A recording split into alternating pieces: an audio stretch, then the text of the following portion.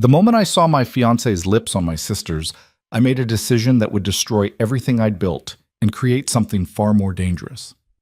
Olivia Brooks had 30 seconds to choose: walk away with her dignity intact, or burn her entire life to the ground in front of 200 of the wine industry's most powerful people. She chose fire. What she didn't know was that the mysterious stranger in the shadows, the one who would help her orchestrate the most scandalous revenge the Metropolitan Gala had ever witnessed, was the last man on earth she should have trusted. If you want to see how one kiss can unravel an empire, stay until the end.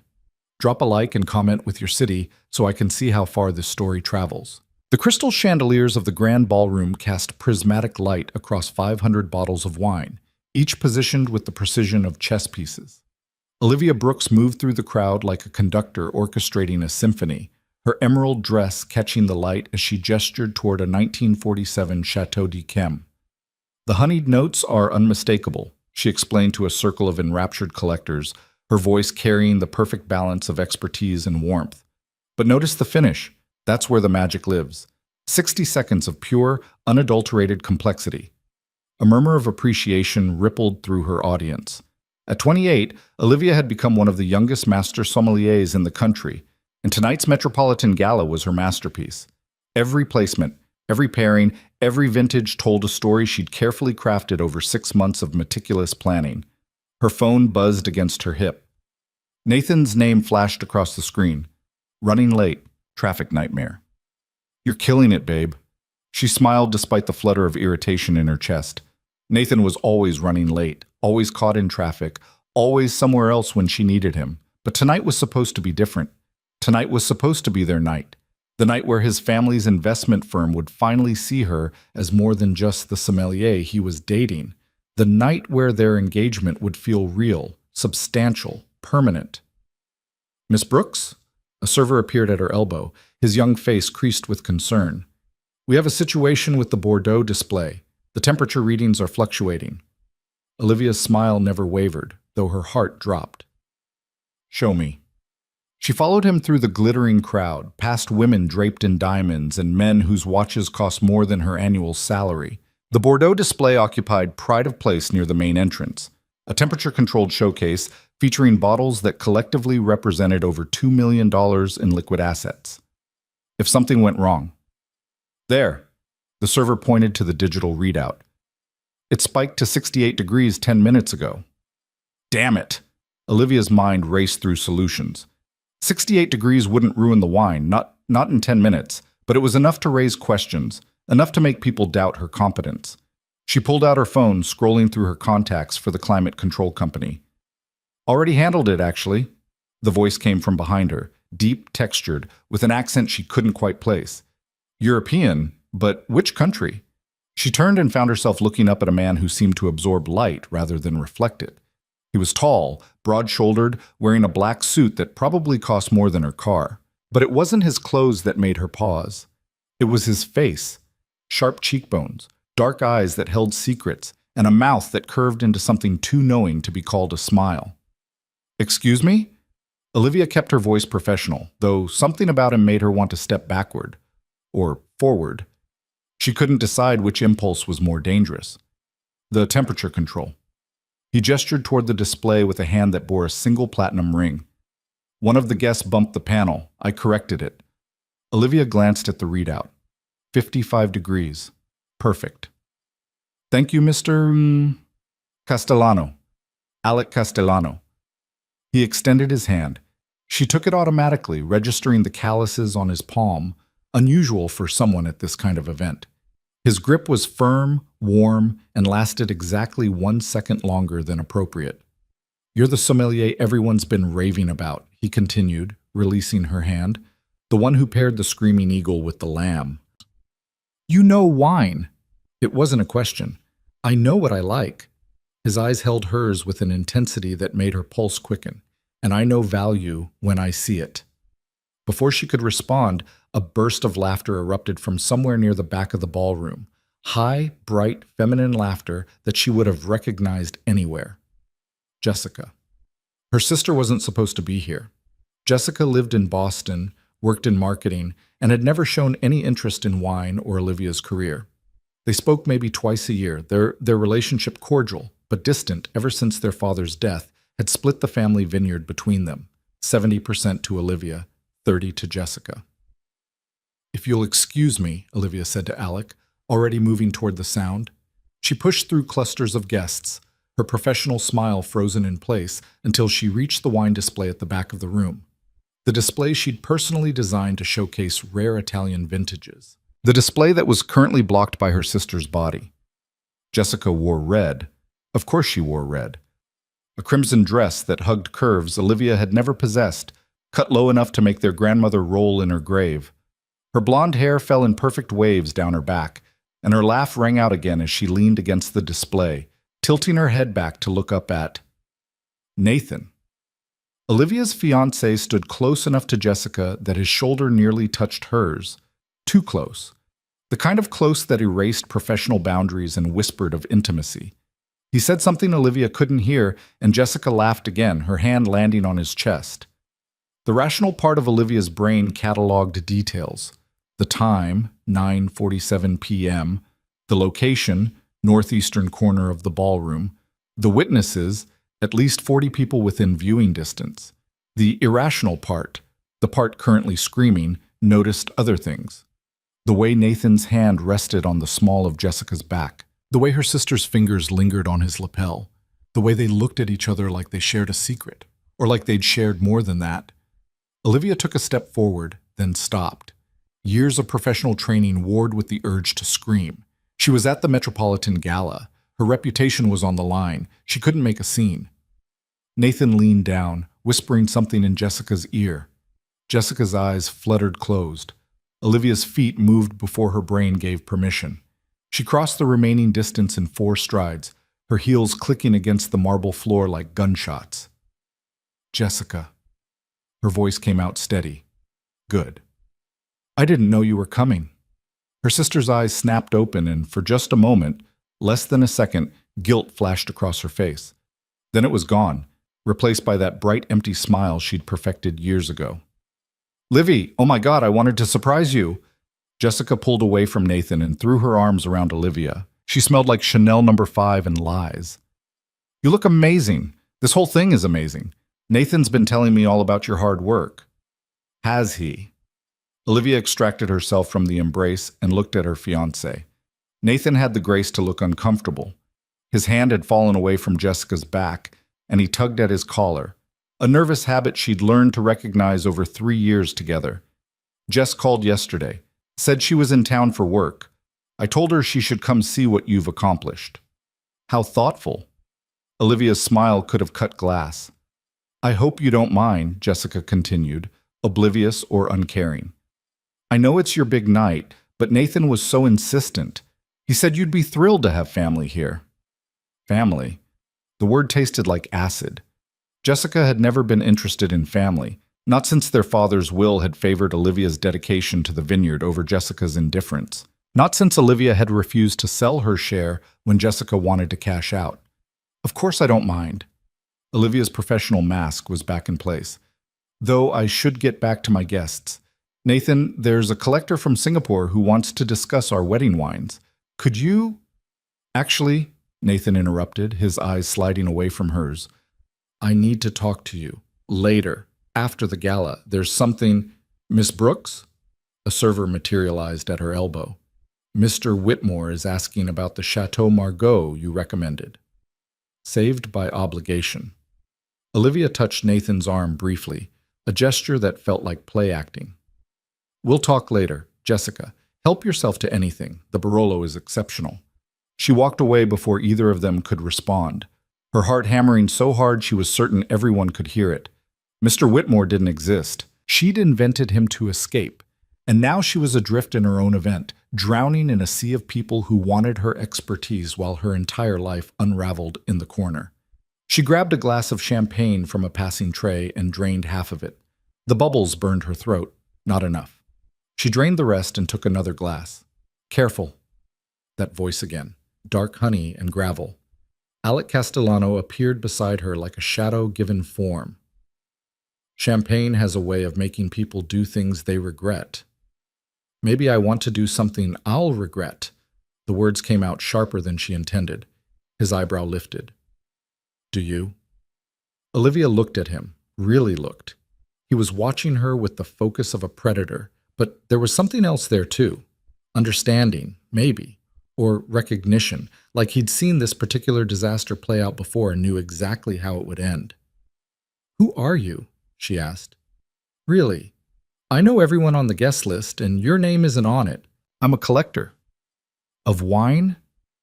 Among other things. His smile was knife-edge sharp. I also invest in businesses. Vineyards, specifically. Struggling ones that need intervention. The champagne made her bold. Are you threatening me, Mr. Castellano? Threatening? He looked genuinely amused. No, I'm stating facts. Your family's vineyard has been operating in the red for 3 years. Your sister wants to sell. You're fighting to keep it alive while planning a wedding you can't afford and maintaining a relationship with a man who's currently touching her like she belongs to him. The air left Olivia's lungs. She set down her champagne glass before she could throw it at him. You need to leave. I will, after I give you my card. He pulled a black business card from his pocket and pressed it into her hand. His fingers were warm against hers. When you're ready to talk about saving what matters, call me. I don't need... A crash cut through the ambient noise of the gala. Glass shattering. Someone screamed. Olivia spun toward the sound and saw chaos erupting near the Italian wine display. The same display where she'd left Nathan and Jessica. Her feet were moving before her brain caught up, pushing through the crowd that had formed a circle around whatever had happened. She broke through the front line and stopped dead. Nathan and Jessica stood in the center of a debris field of shattered glass and spilled wine.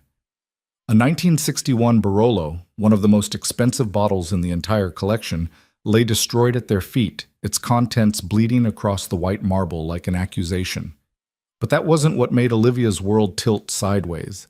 It was the way Nathan's hands cupped Jessica's face, the way Jessica's fingers twisted in his hair, the way their lips were locked together like they were the only two people in the room, the way they were kissing, not a friendly peck, not a drunken mistake. A real kiss. The kind of kiss that told a story of practice and familiarity. The kind of kiss that said this isn't the first time. Sound rushed back in. Gasps. Whispers. The clicking of phone cameras. Olivia stood frozen, aware of every eye in the room turning from the spectacle to her. Waiting. Watching to see what the jilted fiancé would do. Nathan pulled away first. His eyes met Olivia's across 6 feet of destruction, and she saw everything she needed to know. Guilt, shame, but not surprise. He'd known this would happen eventually. He'd probably been waiting for it. Liv, he started. Don't. The word came out steady, deadly. Don't say my name. Jessica had the decency to look down, her face flushed, but she didn't move away from Nathan, didn't try to excuse it. She just stood there, his arms still around her waist, and said nothing. The silence stretched. 200 people holding their breath, waiting for Olivia to break. She wouldn't give them the satisfaction. She turned on her heel and walked toward the exit. Not running, not fleeing, walking with her head high and her spine straight, even as the whispers erupted behind her like wildfire. She made it to the marble corridor outside the ballroom before her legs gave out. She stumbled, catching herself against the wall, her breath coming in short, sharp gasps that wouldn't fill her lungs. 3 years. 3 years of her life poured into a relationship that was apparently a lie. How long had it been going on? Weeks? Months? Years? Had Jessica been sleeping with Nathan the whole time they'd been engaged? The questions circled like vultures, each one picking at her composure until there was nothing left but rage. Here. Alec Castellano stood in front of her, holding out a glass of champagne. Where had he come from? Had he followed her? I don't want... Yes, you do. He pressed the glass into her hand. Drink, then decide. Decide what? Her voice cracked. What you're going to do about them. Olivia looked down at the champagne, watching the bubbles rise and pop. Such a simple thing. Such a temporary relief. She drank it anyway, letting the alcohol burn away the tears that threatened to fall. I should go back in there, she said. Fix this. Apologize to the guests. Why? Alec's voice was genuinely curious. They're not the ones who betrayed you? Because it's my job, because I'm a professional, because you're terrified that if you stop performing, even for a second, everything will fall apart. He stepped closer, and she caught his scent, sandalwood and something darker. But it's already fallen apart, Olivia. The only question now is what you build from the rubble. She laughed, but it came out broken. And what do you suggest I build? My fiancé just... Her voice failed.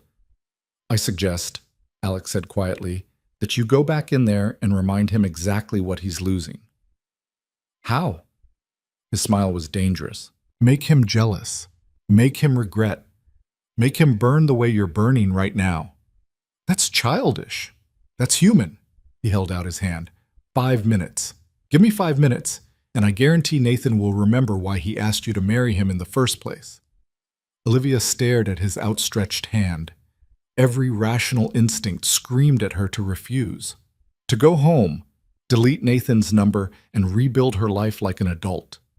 But the champagne was singing in her veins, and the image of Nathan kissing Jessica was burned into her retinas, and she was so tired of being rational, so tired of being the good girl who did everything right and still ended up broken. She took Alex's hand. His fingers closed around hers, warm and sure, and he pulled her close enough that she could feel the heat radiating from his body. What exactly did you have in mind? She asked. Trust me. I don't know you. Exactly. His other hand came up to cup her jaw, tilting her face toward his. Which makes this perfect. Nathan knows everyone in your life, every friend, every colleague, every safe choice you've ever made, but me? His thumb brushed across her lower lip. I'm the opposite of safe. Who are you really? The question came out breathless. Someone who understands revenge. His eyes searched hers. Someone who knows that sometimes the best way to win is to burn the whole game down. But I need your permission, Olivia. I need you to say yes. She should have asked more questions, should have demanded answers, should have walked away from the stranger with secrets in his eyes and danger in his smile. Instead, she whispered, yes. Alex's smile was triumphant. Then let's give them a show they'll never forget. He led her back into the ballroom, and Olivia felt every eye track their movement. The whispers intensified. Who was the man with Olivia Brooks? Where had he come from? What was happening? Nathan stood exactly where she'd left him, Jessica still at his side. His eyes widened when he saw Olivia, saw Alex's hand in hers, saw the way she moved with purpose instead of pain. Liv, wait! Nathan started toward them. Alex stopped in the center of the ballroom, directly under the largest chandelier, where everyone could see them, where there was no hiding, no pretending, no escape. He turned to face Olivia, his hands coming up to frame her face. Last chance to back out, he murmured, quiet enough that only she could hear. Olivia looked over his shoulder and met Nathan's eyes, saw the confusion there, the beginning of understanding, the first flicker of jealousy. Good. She rose up on her toes and grabbed the lapels of Alex's jacket. Kiss me, she said. His eyes darkened. Are you sure? Kiss me like you mean it. Kiss me like we're the only two people in the world. Kiss me until everyone in this room forgets Nathan exists. Something shifted in Alex's expression. Surprise, maybe, or respect. His hand slid from her face to her waist, pulling her against him until there was no space between their bodies. As you wish, he whispered. And then he kissed her. It wasn't gentle. It wasn't tentative. It was the kind of kiss that claimed ownership, that rewrote narratives, that announced to everyone watching that Olivia Brooks was not a victim. She was a woman taking exactly what she wanted. Alex's mouth moved against hers with practiced skill, his tongue sliding past her lips in a way that made her knees weak. One of his hands tangled in her hair, the other splayed across the small of her back, holding her steady as he thoroughly, deliberately destroyed any remaining illusion that this was just for show. Olivia kissed him back with all the rage and heartbreak and champagne-soaked courage she possessed. She poured 3 years of disappointment into that kiss, let it fuel the way her nails dug into his shoulders, the way she pressed against him like she was trying to crawl inside his skin. Somewhere in the distance she heard gasps, whispers, the distinctive sound of champagne glasses being set down with more force than necessary. She heard Nathan's voice. What the hell? Sharp with anger and disbelief. She heard Jessica's intake of breath. She heard all of it and kissed Alec harder.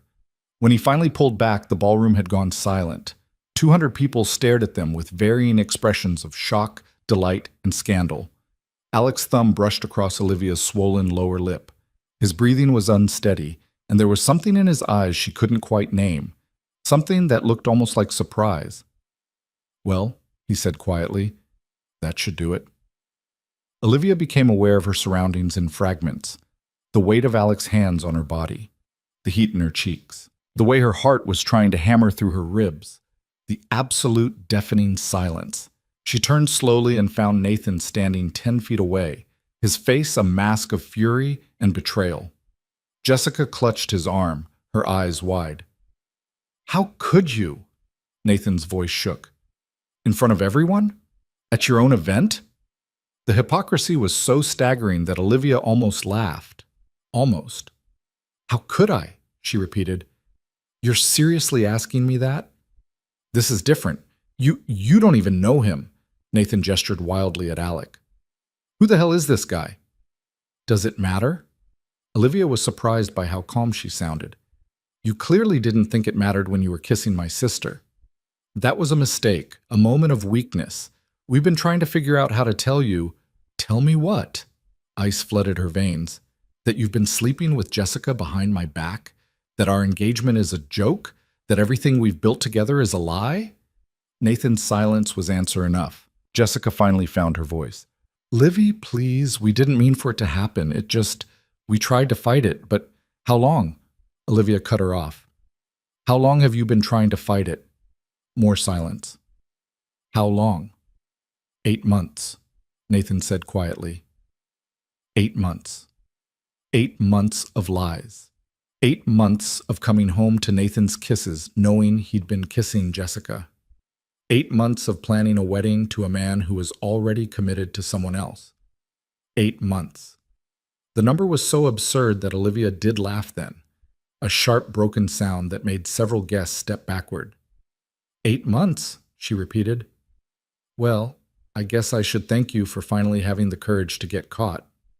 She pulled the engagement ring from her finger, the emerald-cut diamond Nathan had proposed with on the vineyard's terrace, surrounded by stars and promises, and threw it at his feet.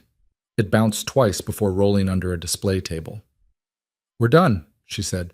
You and me. The engagement, all of it, done. Nathan's face crumpled. Liv, please, let's talk about this. In private, not here. Why not here? Olivia's voice rose. You didn't have a problem making a spectacle of yourself with my sister in front of 200 people. Why should I be discreet? Because you're better than this, Nathan shouted. Better than him! He pointed at Alec. Do you even know who that is? Do you know what he does? Olivia turned to look at Alec, who stood calmly beside her, his expression unreadable. Enlighten me, she said. Nathan's laugh was bitter. That's Alec Castellano. The Alec Castellano. He's a criminal, Liv. He runs half the underground wine market in the country. Stolen vintages, forged authentication certificates, money laundering through vineyard acquisitions. The FBI has been trying to nail him for years. The words should have made her recoil, should have made her step away from Alec like he was radioactive. Instead, Olivia looked at the man who'd just kissed her in front of everyone she knew and felt nothing but curiosity. Is that true? She asked him. Alec's smile was slow and dangerous. Some of it. Which parts? The parts that matter to you? Those are true. He turned to address the room, his voice carrying effortlessly. I do acquire vineyards. I do deal in rare wines. Whether my methods are legal depends largely on who you ask and which laws they think apply. A collective gasp rippled through the crowd. See? Nathan grabbed Olivia's arm. He's dangerous. He's using you to get to your family's vineyard. That's what he does. He finds struggling businesses and takes them over. You can't trust him. Olivia looked down at Nathan's hand on her arm, then back up at his face. And I can trust you.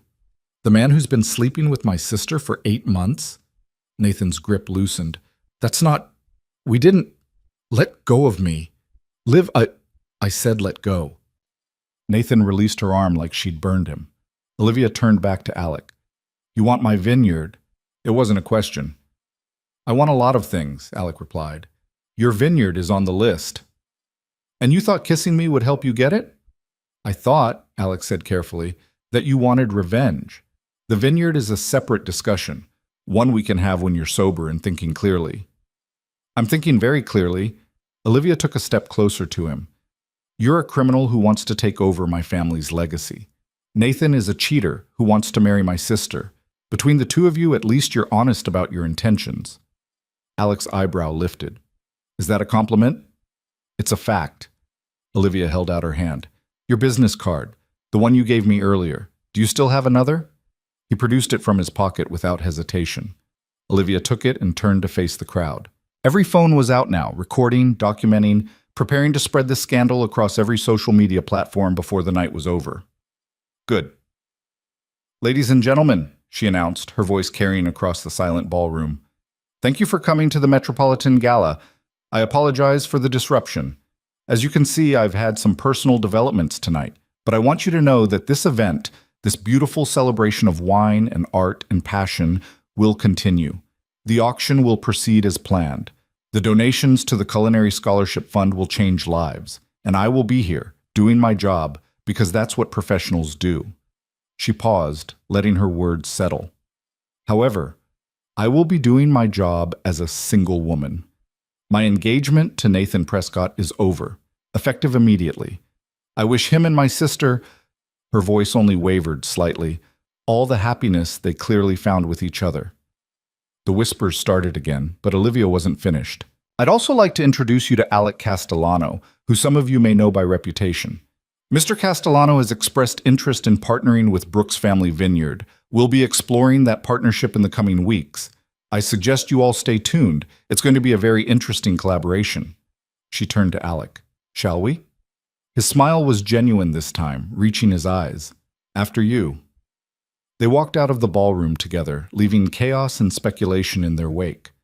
Olivia didn't look back at Nathan or Jessica, didn't acknowledge the cameras or the gasps or the way her world had just imploded in the most public way possible. She walked with her head high and her hand in Alec Castellanos, and she didn't let herself think about what she'd just done until they were alone in the marble corridor, the ballroom doors closed behind them. Then her knees buckled. Alec caught her before she could fall, his arms strong and steady around her waist. I've got you, he murmured. Olivia looked up at him, this stranger, this criminal, this dangerous man who'd somehow become her unlikely ally in the span of 30 minutes, and felt tears finally spill down her cheeks. I just destroyed my career, she whispered. No. Alec's hand came up to wipe away her tears with surprising gentleness. You just saved it. They'll never forget tonight, Olivia.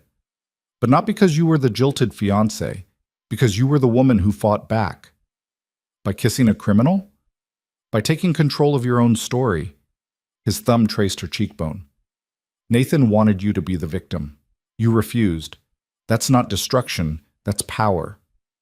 Olivia wanted to believe him, wanted to think that she'd done something brave instead of catastrophically stupid, but all she could feel was the weight of what had just happened crushing down on her shoulders. I need to go home, she said. I'll take you. No. She pulled away from him, instantly missing the warmth of his arms. I need to be alone. I need to think. At least let me get you a car. I said no. The words came out sharper than she intended. You've done enough, Mr. Castellano. Thank you for the performance. But I can handle things from here. Something flickered across his face, disappointment, maybe, or concern. But he stepped back and nodded. Keep the card, he said. When you're ready to talk about the vineyard, about saving it instead of watching it die, call me. Why do you care? Olivia asked. If you're just going to take it over anyway, why offer to help? Alec was quiet for a moment, studying her face like he was trying to memorize it. Because, he finally said, I recognize a fighter when I see one. And fighters shouldn't have to lose everything just because they trusted the wrong person. Before she could respond, he turned and walked away, disappearing around a corner without looking back. Olivia stood alone in the corridor, her lips still swollen from his kiss. her heart still racing from adrenaline and champagne and shock. From inside the ballroom, she could hear the auction beginning. Her auction, the one she'd spent months planning, now proceeding without her. She should go back in there, should finish what she started, should prove to everyone that she was fine, that she could handle this, that nothing could break her. But she couldn't. Not tonight. She walked out of the hotel into the cool October air and pulled out her phone. Her hands shook as she ordered a car. 3 notifications waited on her screen, all from Nathan. She deleted them without reading them. The car arrived within minutes. Olivia slid into the back seat and gave the driver her address in a voice that sounded nothing like her own. As they pulled away from the hotel, her phone exploded with texts, calls, social media notifications. The videos had already started circulating. She could see the hashtags forming. Hashtag Metropolitan Gala Scandal. Hashtag Sommelier. Revenge. Hashtag Castellano Kiss.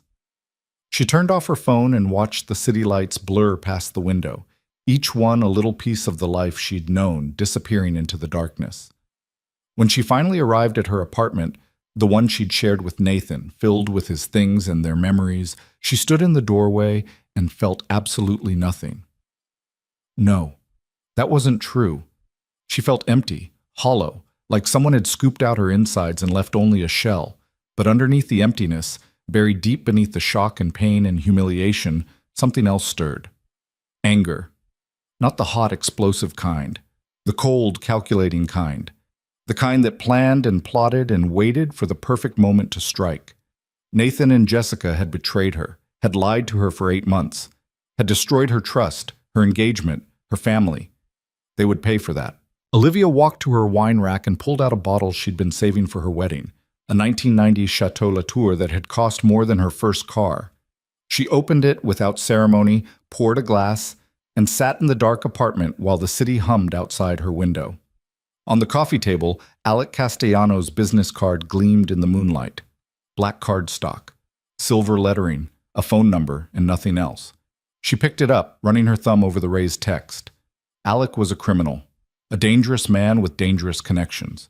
Getting involved with him would complicate everything, would drag her into a world she didn't understand and couldn't control. But he'd also been right about one thing. Nathan had wanted her to be the victim. She refused. Olivia raised her glass to the empty apartment, to the life that had just ended, to the future she could barely imagine. To new beginnings, she whispered. Then she drank deeply and began planning her revenge. The morning after arrived with all the subtlety of a freight train. Olivia woke to sunlight stabbing through curtains she'd forgotten to close and a headache that felt like divine punishment. The empty wine bottle on her nightstand reminded her exactly why her skull was splitting in half. She reached for her phone, then remembered she'd turned it off. Smart move, passed Olivia. Present Olivia wasn't ready to face whatever carnage awaited in her notifications. The apartment was too quiet. Nathan usually had NPR playing by now, the smell of coffee drifting from the kitchen, his off-key humming as he got ready for work. The absence of those sounds felt like a physical presence, filling every corner with uncomfortable silence. Olivia forced herself out of bed and into the shower, letting scalding water wash away the remnants of champagne and catastrophic decisions. When she emerged 20 minutes later, wrapped in a towel with her hair dripping down her back, she finally turned on her phone. It exploded. 347 notifications, text messages, missed calls, emails, social media tags. The numbers kept climbing as she watched, each ping another reminder that her private disaster was now very public entertainment. She scrolled through the messages with morbid fascination. Her mother had called 16 times. Her best friend Sarah had sent a novel's worth of texts ranging from "What the hell happened" to "I'm coming over with wine and terrible ideas." Her professional contacts were more circumspect, their messages carefully neutral as they asked if she was all right and if she needed anything. But it was the social media that made her stomach drop. Someone had recorded the entire scene. Multiple someones, actually. There were at least 10 different angles of Nathan kissing Jessica, then Olivia kissing Alec, then her speech to the assembled guests. The videos had millions of views collectively. The comments ranged from supportive to vicious, with most landing somewhere in the gleeful middle ground of schadenfreude. "Brooks family sommelier's engagement explodes at charity gala," read one headline. Mystery man identified as alleged wine smuggler Alec Castellano, declared another. Love triangle turns metropolitan event into soap opera, crowed a third. Olivia set down her phone before she could throw it against the wall. A knock at the door made her jump. She grabbed a robe and checked the peephole, expecting Nathan or maybe Sarah. Instead, she found a delivery man holding an enormous bouquet of white roses. Olivia Brooks? He asked when she opened the door. Yes? These are for you. He handed over the arrangement, at least 36 roses, their petals perfect and their stems arranged with professional precision. Have a great day. He left before she could ask who'd sent them. Olivia carried the bouquet inside and found the card tucked among the blooms. The handwriting was elegant, masculine, unfamiliar. For the fighter, call when you're ready to discuss strategy. AC. Alec Castellano had sent her flowers. Alec Castellano, the alleged criminal who'd kissed her in front of 200 people, who wanted to acquire her failing vineyard, who'd walked away last night with more composure than she'd ever possessed in her life. Olivia stared at the roses for a long moment, then made coffee strong enough to strip paint. She was halfway through her first cup when someone started pounding on her door. Livy, I know you're in there. Open up. Sarah. Of course. Olivia unlocked the door and Sarah burst in like a hurricane, her red hair wild and her arms full of grocery bags. I brought supplies, Sarah announced, dumping everything on the kitchen counter. Ice cream, wine, the good stuff from that place you like, cheese, chocolate, and she pulled out a bottle with a flourish. Tequila, for emergencies. It's 10 in the morning. It's 5 o'clock somewhere, and you kissed a crime lord at a charity gala, so I think we can suspend normal drinking hours. Sarah turned to face her, green eyes sharp with concern. How are you? I don't know yet. Olivia sank onto the couch. Ask me again when the shock wears off. Sarah sat beside her and pulled her into a fierce hug. I'm so sorry. Nathan's a bastard. Jessica's worse. They deserve each other. 8 months, Olivia said into Sarah's shoulder. They've been together for 8 months. I know. I saw the videos. Sarah pulled back, her jaw tight. If you want me to key his car, I will. I'll do it right now. I'll do both their cars. Despite everything, Olivia laughed. Tempting, but probably not the best idea. Fine. Then let's talk about the elephant in the room. Sarah stood and retrieved the wine, pouring 2 generous glasses despite the hour. Alec Castellano, what the hell, Liv? I don't know what happened. Olivia accepted the wine gratefully. 1 minute I was watching Nathan kiss my sister, the next I was asking a complete stranger to help me get revenge. Not a complete stranger. You knew his name. I knew his name because he told me, 5 minutes before I kissed him. Olivia took a long drink. He wants the vineyard. He said so directly. No games, no pretense. Just, I want your family's business, and I'm willing to help you save it. Sarah's eyebrows shot up. And you believe him? I don't know what I believe anymore. Olivia gestured at the roses. He sent those this morning, with a note about discussing strategy. Strategy for what? Stealing your vineyard or stealing your heart? Neither. Both. I have no idea. Olivia rubbed her temples. The vineyard's dying, Sarah. We both know it. Dad left it to Jessica and me, but she wants to sell. The only thing stopping her is that we need both signatures to make any major decisions. She's been pushing for a sale for 3 years. So sell it. Start over. You're talented enough to work anywhere. It's not that simple. That vineyard is, Olivia's voice caught. It's all I have left of him, of my father. He built that business from nothing. He trusted me to keep it alive. He also gave 30% to Jessica, who never gave a damn about wine. Sarah's voice was gentle but firm. Your father made mistakes, Liv. You don't have to pay for them forever. Before Olivia could respond, her phone rang. Unknown number. She almost didn't answer, but something made her thumb the accept button. Miss Brooks. Alec's voice was as dark and smooth as she remembered. I hope I'm not calling too early. Sarah's eyes went wide. She mouthed, Is that him? With exaggerated enthusiasm. Olivia turned away from her friend's theatrical interest. Mr. Castellano, thank you for the flowers. You're welcome. I thought white seemed appropriate, symbolic of new beginnings. Or surrender. His laugh was low and genuine. I prefer to think of it as strategic repositioning. How are you feeling? Like I kissed a stranger in front of everyone I know and then announced a business partnership that doesn't exist. It could exist. The playfulness left his voice. I meant what I said, Olivia. I can help you save the vineyard, but we need to talk. In person. Somewhere private. Every instinct told her to refuse, to hang up, block his number, pretend last night had been a champagne-induced hallucination. But the vineyard was still failing. Jessica was still pushing for a sale. And Nathan? Nathan was probably already planning his next move, whatever that might be. Where? She heard herself ask. There's a restaurant in Soho, Piccola Cucina. 1 o'clock. I'll have a table reserved.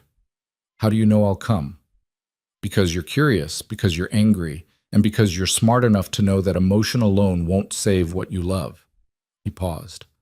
Also because I suspect you're tired of playing by rules that other people keep breaking. He hung up before she could respond. Sarah pounced immediately. You're meeting him, aren't you? I'm considering it. Liv, he's allegedly a criminal. Allegedly being the key word. Olivia set down her wine. Nathan said the FBI has been investigating him for years. If they haven't arrested him, maybe there's nothing to arrest him for. Or maybe he's just really good at not getting caught. Either way, I need to know what he's offering. The vineyard lost another $50,000 last quarter. We can't sustain that. Sarah studied her for a long moment. This isn't just about the vineyard. What do you mean? I mean, you're not thinking clearly. You just found out your fiancé's been cheating on you with your sister. You're hurt and angry and looking for a distraction. Alec Castellano is not a distraction. He's a complication. Maybe I need a complication. Olivia stood and walked to the window, looking out at the city that suddenly felt too small. I've spent 3 years being the good girlfriend, the responsible business owner, the professional sommelier who always does the right thing. And where did it get me? It got you respect, a career, a reputation. It got me betrayed. Olivia turned back to face her friend. I'm tired, Sarah. Tired of being careful. Tired of playing it safe. Maybe it's time to try something different. Different is fine. Dangerous is another story. I'll be careful. No, you won't. But Sarah was smiling despite her concern, because if you were going to be careful, you wouldn't have kissed him last night. You would have walked away, gone home, cried into your wine like a normal person.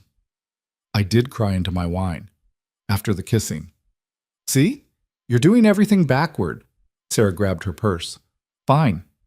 Go meet your mysterious criminal. But I'm picking out your outfit, and you're keeping your location shared with me the entire time. If you're going to make spectacularly bad decisions, at least let me help you look good doing it. 3 hours later, Olivia stood outside Piccola Cucina wearing a black dress that Sarah had insisted made her look like revenge personified. Her hair was pulled back in a sleek bun, her makeup understated but flawless. She looked like she was going to a business meeting, which technically she was. She just wasn't sure what kind of business they'd be discussing. The restaurant was small, intimate, the kind of place that catered to people who valued privacy over publicity. A hostess led her to a corner table where Alex sat reading something on his phone, a glass of red wine untouched beside him. He looked up when she approached, and something shifted in his expression. Appreciation, maybe, or satisfaction at a prediction confirmed. You came. He stood, pulling out her chair with old-world courtesy. You sound surprised. Pleasantly validated. He waited until she was seated before returning to his own chair. I took the liberty of ordering a wine, the 2015 Barolo. I hope that's acceptable. Olivia glanced at the bottle. It was an excellent choice, complex and bold without being showy. It's perfect, actually. I did my research. Alec poured her a glass. You wrote an article about this vintage 3 years ago, called it deceptively powerful with an undertow of dark fruit and rebellion. You read my articles? I read everything about you. He said it without apology, like it was the most natural thing in the world to thoroughly investigate someone before sending them flowers. Your education, your career trajectory, your family history, the vineyard's financial records, your engagement announcement in the Times. Olivia should have been disturbed. Instead, she found herself intrigued. That's either very thorough or very creepy. I prefer to think of it as due diligence. Alex's smile was slight but genuine. I don't make offers blindly, Olivia. I needed to understand what I was working with.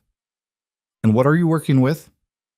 A woman who loves wine more than she loves security, who's willing to fight for her father's legacy even when the smart move would be to walk away, who's brave enough to kiss a stranger in front of 200 people just to prove a point.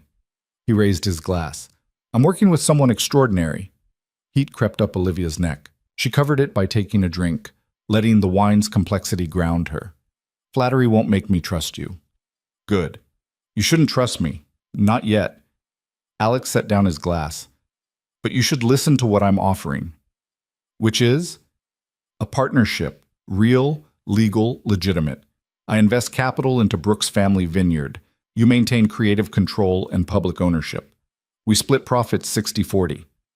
60 in whose favor? Yours. It's your family legacy. I'm just the money. Olivia laughed, but there was no humor in it. Nobody is just the money, Mr. Castellano, especially not someone with your reputation. My reputation? He leaned back, studying her. What exactly did Nathan tell you about me? That you run an underground wine operation, stolen vintages, forged certificates, money laundering. 2 out of 3. Alex's tone was conversational, like they were discussing the weather. I do deal in rare acquisitions that sometimes lack traditional provenance, and I've facilitated transactions that certain governments find objectionable. But money laundering? He shook his head. That's boring. I prefer more creative ventures. So you're admitting you're a criminal? I'm admitting I operate in gray areas that make conventional people uncomfortable. He poured himself more wine. But here's the thing about gray areas, Olivia. They're where the most interesting opportunities exist. Your vineyard is failing because you're playing by rules that benefit corporations with massive capital. I'm offering you a way to compete on a level playing field. By breaking the law? By bending it. There's a difference.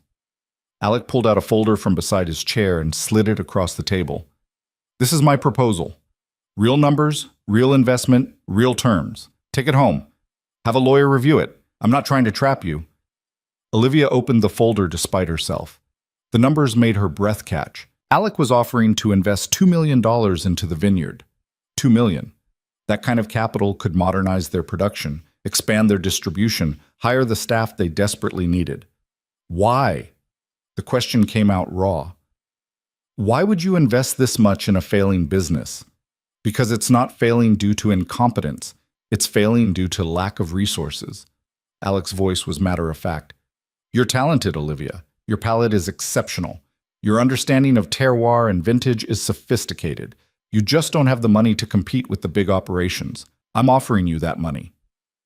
In exchange for what?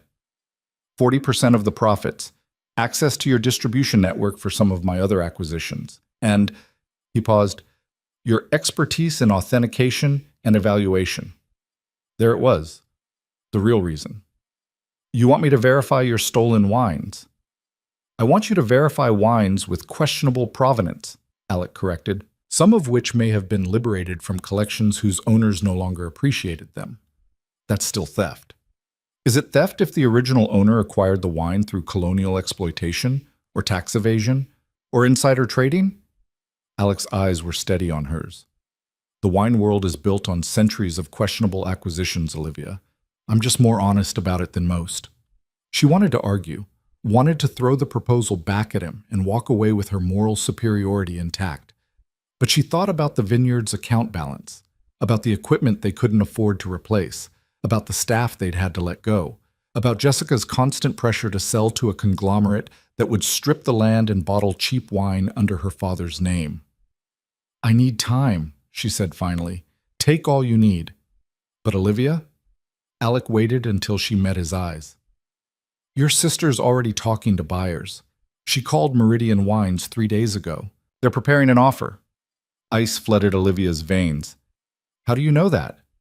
Because I make it my business to know things that matter. He pulled out his phone and showed her a screenshot of an email chain. Jessica to a corporate buyer discussing valuations and timeline for acquisition. The most recent message was dated yesterday morning, before the gala, before Nathan's betrayal was public. Jessica had been planning to sell while pretending to support Olivia's efforts to save the vineyard. "She's been lying to me," Olivia whispered. "She's been lying to everyone, including Nathan, probably." Alec put away his phone. "Your sister wants money, Olivia. Fast money. She doesn't care about the vineyard's history or your father's legacy. She wants to cash out and move on." "I can't let her do that." "Then don't. Sign my proposal. With my investment, you'll have the capital to buy out her share entirely. She'll get her money. You'll get full control. Everyone wins." It was too neat, too convenient.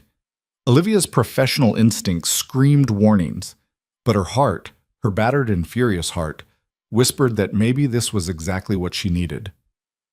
"I'll think about it," she said. Alex smiled. "That's all I ask." They ordered food after that, and the conversation shifted to safer topics. Wine, mostly. Alex's knowledge was impressive and eclectic, spanning regions and vintages with the ease of someone who'd spent years studying the subject. He told stories about auctions in Hong Kong, private cellars in Tuscany, legendary bottles that had changed hands for sums that made Olivia dizzy. He never mentioned Nathan or Jessica, never asked about her feelings or her pain. It was almost restful, pretending for an hour that she was just a woman having lunch with an interesting man who happened to know a suspicious amount about international wine smuggling. When the meal ended and Alec paid the bill despite her protests, he walked her outside into the cool afternoon air. "Thank you," Olivia said, "for the lunch, the proposal, the distraction from my disaster of a life." "Your life isn't a disaster." Alec's hand came up to tuck a strand of hair behind her ear, the gesture surprisingly gentle. "It's just being renovated. Sometimes you have to tear down the old structure before you can build something better." "Is that what last night was? Demolition?" "Last night was you taking control of your own narrative." His thumb brushed across her cheekbone. "How did it feel?" Olivia thought about the kiss, about the way the entire ballroom had gone silent, about the look on Nathan's face. "Terrifying," she admitted, "but also powerful." "Good." Alec's smile was dangerous. "Get used to that feeling. You're going to need it." He stepped back, breaking the contact, and Olivia felt the loss of his warmth like a physical thing. "Call me when you've made your decision," he said. "About the vineyard, about us, about what comes next." "There is no us," Olivia protested. "Isn't there?" Alec's eyes held hers. "We kissed in front of 200 people, Olivia. We announced a partnership. The entire city thinks we're together. We might as well make use of it." "Make use of it how?" "However you want. Business partners. Fake relationship to make your ex jealous. Real relationship because you're curious what that kiss would feel like without an audience." He shrugged. "The possibilities are endless." Before she could form a coherent response, a black car pulled up to the curb. Alec opened the back door. "This is for you. My driver will take you wherever you need to go." "I can get my own car. I know you can, but let me do this. Let me take care of the small things while you figure out the big ones." He held the door steady. "Please." Olivia climbed into the car because arguing seemed exhausting, and she was suddenly very tired. As the car pulled away, she looked back through the rear window. Alex stood on the sidewalk watching her leave, his hands in his pockets, his expression unreadable. Her phone buzzed. A text from an unknown number. "The offer stands for 72 hours. After that, I move on to other opportunities. Choose wisely." Olivia stared at the message for the entire ride home. 72 hours to decide if she was going to partner with a criminal to save her father's legacy. 72 hours to figure out if Alec Castellano was her salvation or her destruction. When she arrived back at her apartment, Sarah was waiting with Thai food and more questions than Olivia had answers for. "So?" Sarah demanded before Olivia had even closed the door. "How did it go? Is he as dangerous as he looks? Did he try anything? Are you partners now? Are you dating? Are you—" Sarah, breathe. Olivia collapsed onto the couch. "It was complicated." "Complicated how?" Olivia pulled out the proposal folder and handed it over. Sarah's eyes went wide as she scanned the numbers. "Holy shit, $2 million? in exchange for 40% of profits and my expertise in wine authentication, for his stolen wine collection. Allegedly stolen. Sarah looked up from the documents. You're actually considering this. Jessica's trying to sell the vineyard behind my back. Alex showed me proof. She's been talking to corporate buyers while pretending to be on my side. That bitch. Sarah's voice was flat with fury. I'm keying both their cars now. I don't care if it's illegal. It's definitely illegal. So is wine smuggling. But you're thinking about going into business with a smuggler. He's not just a smuggler. Olivia took the folder back. He's smart, connected. He knows the industry inside and out, and he's offering me a way to save everything my father built. At what cost? That was the question, wasn't it? Olivia thought about Alex's hand on her face, the way he'd looked at her like she was something rare and valuable. She thought about the kiss that had started all of this, the way her body had responded to his touch despite every logical reason to push him away. I don't know yet, she admitted, but I have 72 hours to figure it out. Her phone rang. Nathan's name flashed across the screen. Sarah reached for it. Want me to tell him to go to hell? No. Olivia picked up the phone. I'll handle it. She answered, and Nathan's voice flooded through. Liv, thank God. I've been trying to reach you all day. We need to talk. Please, let me explain. Explain what, Nathan? That you've been sleeping with my sister for 8 months? That you were going to marry me while keeping her on the side? What exactly needs explaining? It's not like that. It happened. We didn't mean for it to happen, but stop. Olivia's voice was ice. I don't want to hear about how it just happened. Adults don't just fall into bed with their fiancé's sister. They make choices. You chose Jessica, so deal with the consequences. And you chose that criminal. Nathan's tone turned bitter. You chose Alec Castellano. Do you have any idea who he really is? What he's done? I know exactly who he is. He told me himself, which is more honesty than I've gotten from you in 8 months.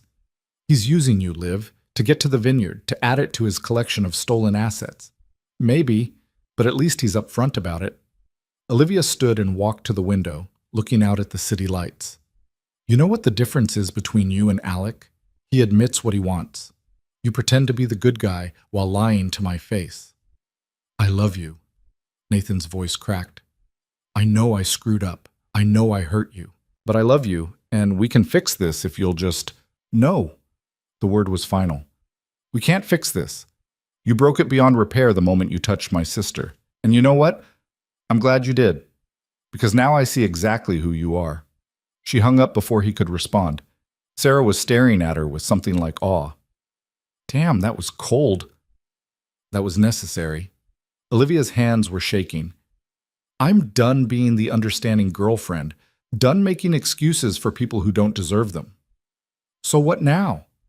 Olivia looked at the proposal folder, then at Alex's business card, then at the white roses still perfect in their vase.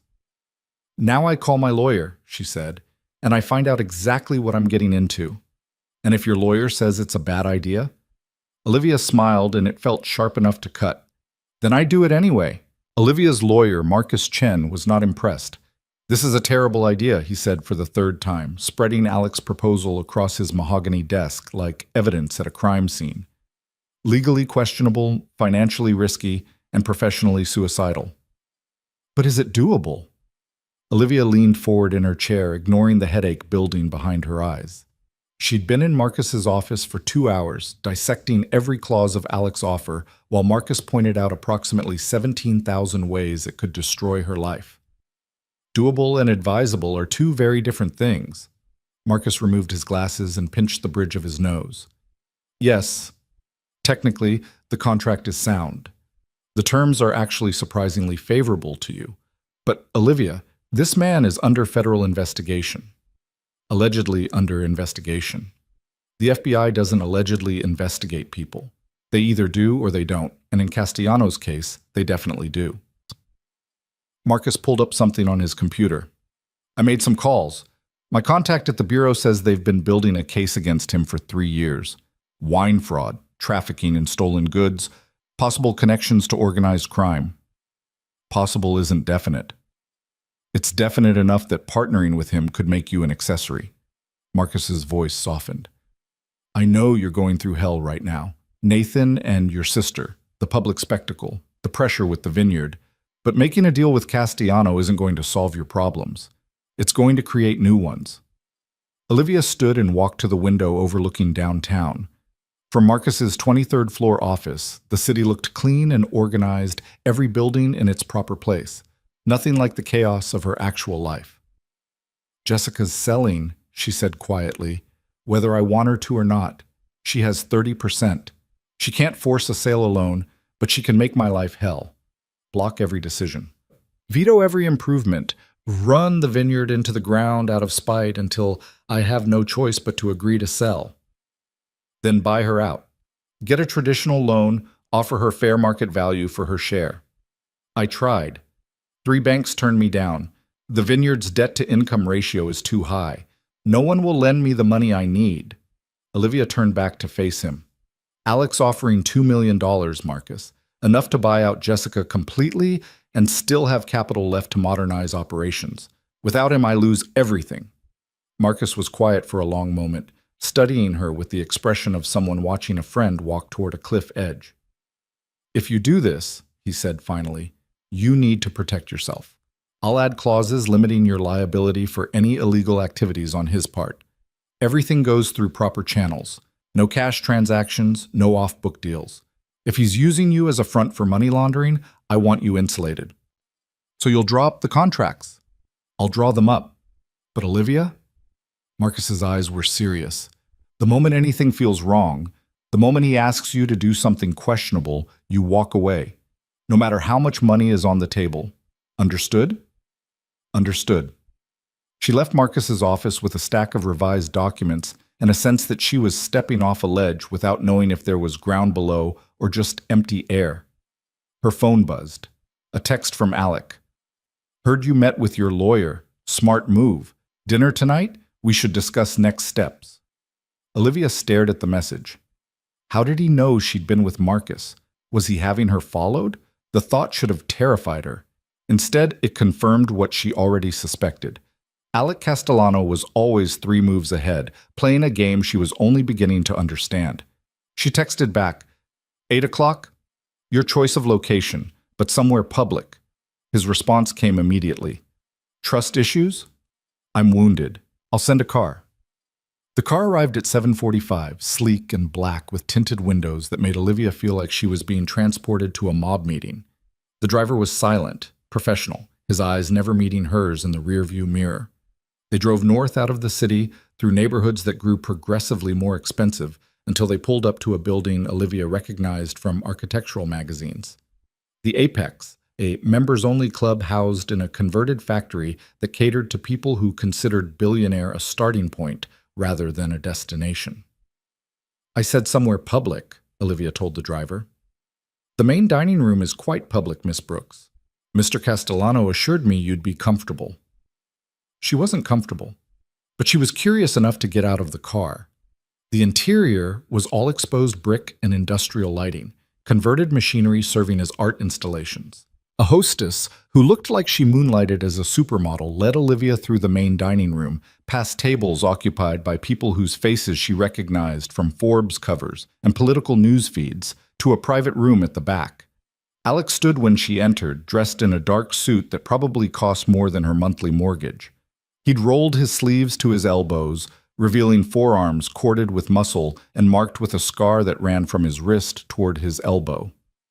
You're late, he said, but he was smiling. I'm exactly on time. You're just compulsively early. Olivia took the seat across from him, noting the wine already breathing on the table.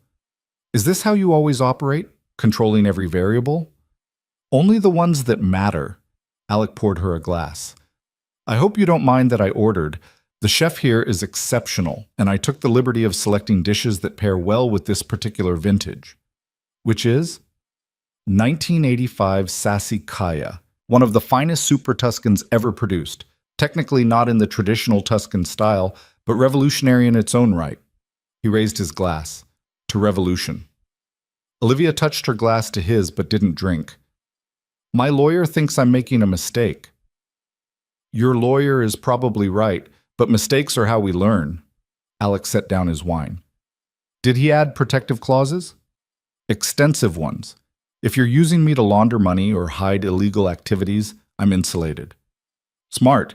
I'd expect nothing less from Marcus Chen. He has an excellent reputation. Alec leaned back, completely unbothered by the implication that he might be a criminal. Did he mention that I already had my own team review the revisions? I approved all of them. You knew I'd bring him in. I counted on it. I don't want a partner who makes reckless decisions, Olivia. I want someone who protects herself. Someone smart enough to see the traps and savvy enough to avoid them. Even if those traps are ones you're setting? Especially then. His smile was sharp. This partnership only works if we're honest with each other. So let me be honest now.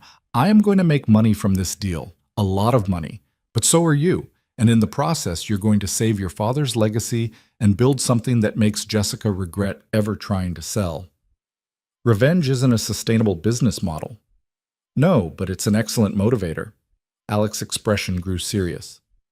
Jessica called me yesterday. Olivia's hand tightened on her wine glass. What? She'd heard about our partnership. Wanted to know if I'd be interested in making her a separate offer for her share of the vineyard. Cut you out entirely. The betrayal was so casual, so complete, that Olivia actually laughed. Of course she did. What did you tell her? That I only work with people who honor their family commitments. Then I hung up. Alec reached into his jacket and pulled out a folded document.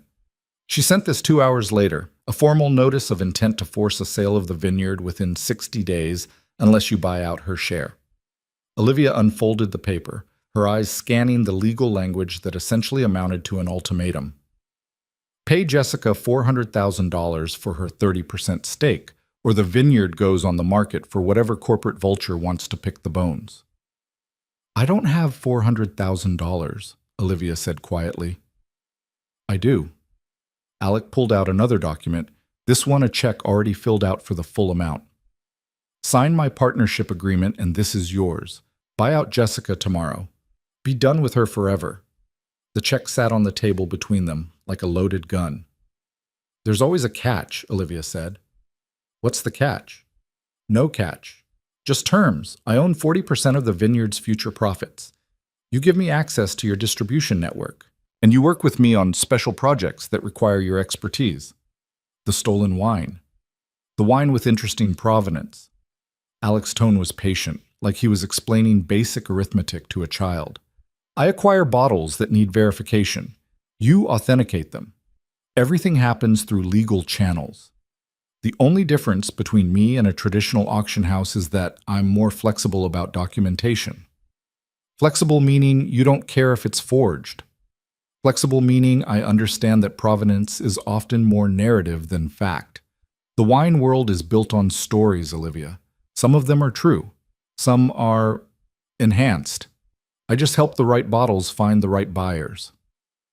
Food arrived before she could respond. Plates of pasta and roasted vegetables arranged with the precision of art. Alec was right about the chef. Everything was perfect, each bite a symphony of flavor that would have delighted her under different circumstances. But she couldn't taste anything except the magnitude of the decision in front of her. Why me? She asked between courses. You could partner with anyone. Why someone you met 24 hours after she publicly destroyed her own reputation? Alec was quiet for a moment, swirling wine in his glass. Do you know what I was doing at the Metropolitan Gala? Networking. Scouting acquisition targets? Watching you. He met her eyes directly. I've been following your career for 2 years, Olivia. Ever since you wrote that piece about the counterfeit Burgundy scandal. The way you broke down the fraud, explained the chemistry of fake aging, traced the bottles back to their source. It was brilliant. It was journalism, basic research. It was expertise that most people in this industry don't possess. You have a gift for seeing what others miss, for finding truth in a business built on beautiful lies. Alec leaned forward. I came to the gala specifically to meet you. I was going to introduce myself, make my pitch, try to convince you to consult on a few projects. Then I saw Nathan kiss your sister, and I saw the look on your face, and I realized something. What? That you were finally angry enough to take a risk. that the woman who'd spent years playing by the rules was ready to break a few. So I took a chance. His smile was self-deprecating. Turns out kissing you in front of 200 people was the best business decision I've ever made. It wasn't a business decision. Wasn't it? You wanted revenge. I wanted a partnership. We both got what we needed. I needed a lot more than revenge, Olivia said, surprised by the rawness in her own voice. I needed to feel like I had control over something, like I wasn't just a victim waiting for someone else to decide my future. And now? Alex's voice was gentle. How do you feel now? Olivia looked at the check on the table, at the revised contracts in her bag, at the man across from her who was either her salvation or her destruction. Terrified, she admitted, but also alive. For the first time in years, I feel alive. Then sign the papers. Alec pulled out a pen and set it beside the check. Choose the fear that moves you forward instead of the fear that holds you back. Her hand shook as she reached for the pen. Every rational thought screamed at her to stop, to think, to wait. But she'd been rational her entire life, and where had it gotten her? Engaged to a man who loved her sister, fighting to save a business her own family wanted to destroy, constantly playing defense while everyone else set the terms. She was done being rational. Olivia signed the partnership agreement with quick, decisive strokes. Then she took the check, folded it carefully, and slipped it into her purse. 60-40 split, she said. I maintain creative control and final say on all vineyard operations. You get access to distribution and my authentication services for projects I approve. Agreed. And Alec? She met his eyes. If you're lying to me, if this is some elaborate con to steal my vineyard, I will destroy you. I will find every secret you're hiding and expose them. I will make it my life's mission to bring you down. His smile was approving. Now you sound like a partner. They shook hands across the table, and Olivia felt the world tilt on its axis. She'd just made a deal with a man the FBI was investigating, just signed away 40% of her family's legacy, just committed herself to a path that would either save everything or destroy it completely. When do we start? She asked. Tomorrow. I'll have my team meet with yours to begin the transition. We'll buy out Jessica by end of week, and then... Alex's expression grew animated. Then we rebuild. New equipment, new distribution deals, expansion into markets your father never dreamed of. We're going to make Brooks Family Vineyard into something legendary. My father always said the best revenge is a wine so good it makes your enemies weep. Your father was a wise man. Alec raised his glass. To making our enemies weep. They drank to that, and Olivia felt the sassicaia burn down her throat like liquid courage. The rest of dinner passed in a blur of logistics and planning. Alec outlined his vision for the vineyard with the enthusiasm of someone who'd been thinking about this for years. New fermentation techniques, strategic partnerships with European distributors, a premium reserve line that would compete with the most exclusive labels in the world. He talked about wine the way Olivia did, with passion and precision and a deep understanding of the art and science behind every bottle. For someone allegedly involved in criminal enterprises, he had an almost scholarly appreciation for the craft. You really love this, she said at one point. It's not just about the money for you. Money is how we keep score. But wine? Alec's expression softened. Wine is history in liquid form. Every bottle tells a story about the land it came from, the people who made it, the moment it was born. Some people collect art. I collect stories. Even if those stories are stolen? Especially then. The most interesting stories are the ones someone tried to hide. He poured the last of the sassicaia into her glass. Like you. I'm not hiding anything. You're hiding how angry you really are, how much Nathan's betrayal hurt, how desperately you want to prove everyone wrong about you. Alec's eyes were knowing. You're hiding behind professionalism and competence, but underneath you're furious, and that fury is going to make you unstoppable. No one had ever read her that clearly. Not Nathan, not Sarah, not even her father. It was unsettling and strangely comforting at the same time. Are you always this perceptive? She asked. Only about things I care about. The way he looked at her made heat pool low in her stomach. And I'm starting to care quite a bit about you, Olivia Brooks. The words hung in the air between them, heavy with implication. "This is just business," Olivia said, but her voice lacked conviction. "Is it?" Alex stood and came around the table, offering his hand. "Because that kiss at the gala felt remarkably personal. That was for show." "Was it?" He pulled her to her feet, close enough that she could feel the heat radiating from his body. "Because I've been thinking about it constantly. The way you tasted, the way you kissed me back like you were drowning, and I was air. The way the entire room disappeared until it was just us." "Alec." Her protest died when his hand came up to cup her jaw. "Tell me you haven't thought about it," he murmured. "Tell me you don't wonder what it would be like without an audience. Tell me I'm alone in this and I'll step back right now." Olivia should have lied, should have protected herself with distance and denial, but she was so tired of lying, especially to herself. "I've thought about it," she whispered. His smile was triumphant and tender at the same time. "Good, because I'd hate to be the only one losing sleep." He leaned down slowly, giving her every opportunity to pull away, but Olivia rose up to meet him instead, her hands fisting in his shirt as his mouth claimed hers. This kiss was nothing like the performance at the gala. That had been about proving a point, about revenge and spectacle. This was about them, just them. No cameras, no witnesses, no agenda except the raw need to taste each other again. Alec kissed her like he was solving a puzzle, learning her preferences with the same focus he brought to wine. His hand slid into her hair, tilting her head to deepen the kiss, and Olivia responded with enthusiasm that surprised her. She pressed against him, craving the solid warmth of his body, the way he made her feel reckless and safe at the same time. When they finally broke apart, both breathing hard, Alec rested his forehead against hers. "Come home with me," he said. "That's a terrible idea." "Probably, but when has that stopped you?" His thumb traced her swollen lower lip. "We're already partners, already the subject of gossip and speculation. Why not give them something real to talk about? Because mixing business and pleasure is the fastest way to destroy both. Or it's the way to build something stronger than either alone." Alex stepped back, giving her space to think. "I won't pressure you. The choice is yours. But Olivia, I want you. I've wanted you since I read your first article. I've wanted you since I saw you command that gala like a general directing troops. And I definitely want you after that kiss." Olivia's phone buzzed, shattering the moment. She pulled it out and saw Sarah's name on the screen. "I have to take this," she said. "Of course." She stepped into the hallway, her legs unsteady. "Sarah? Where are you? I've been calling for an hour." "I'm at dinner. With Alec." "Why? What's wrong?" "What's wrong is that Nathan just showed up at my apartment looking for you.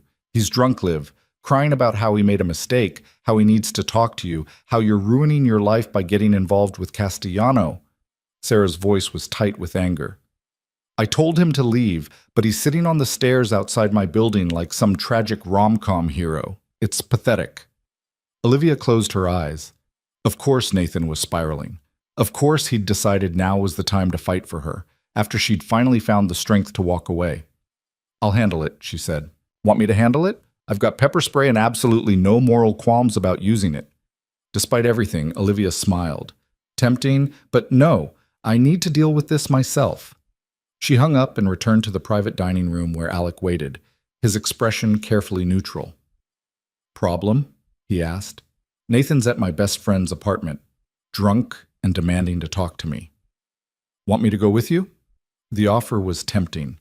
Having Alec beside her, his mere presence a reminder to Nathan of everything he'd lost, would be satisfying, but this was something she needed to do alone. "No, this is my mess to clean up." She grabbed her purse. "But thank you, for dinner, for the partnership, for making me feel like I'm not crazy for taking this risk." Alec walked her to the door.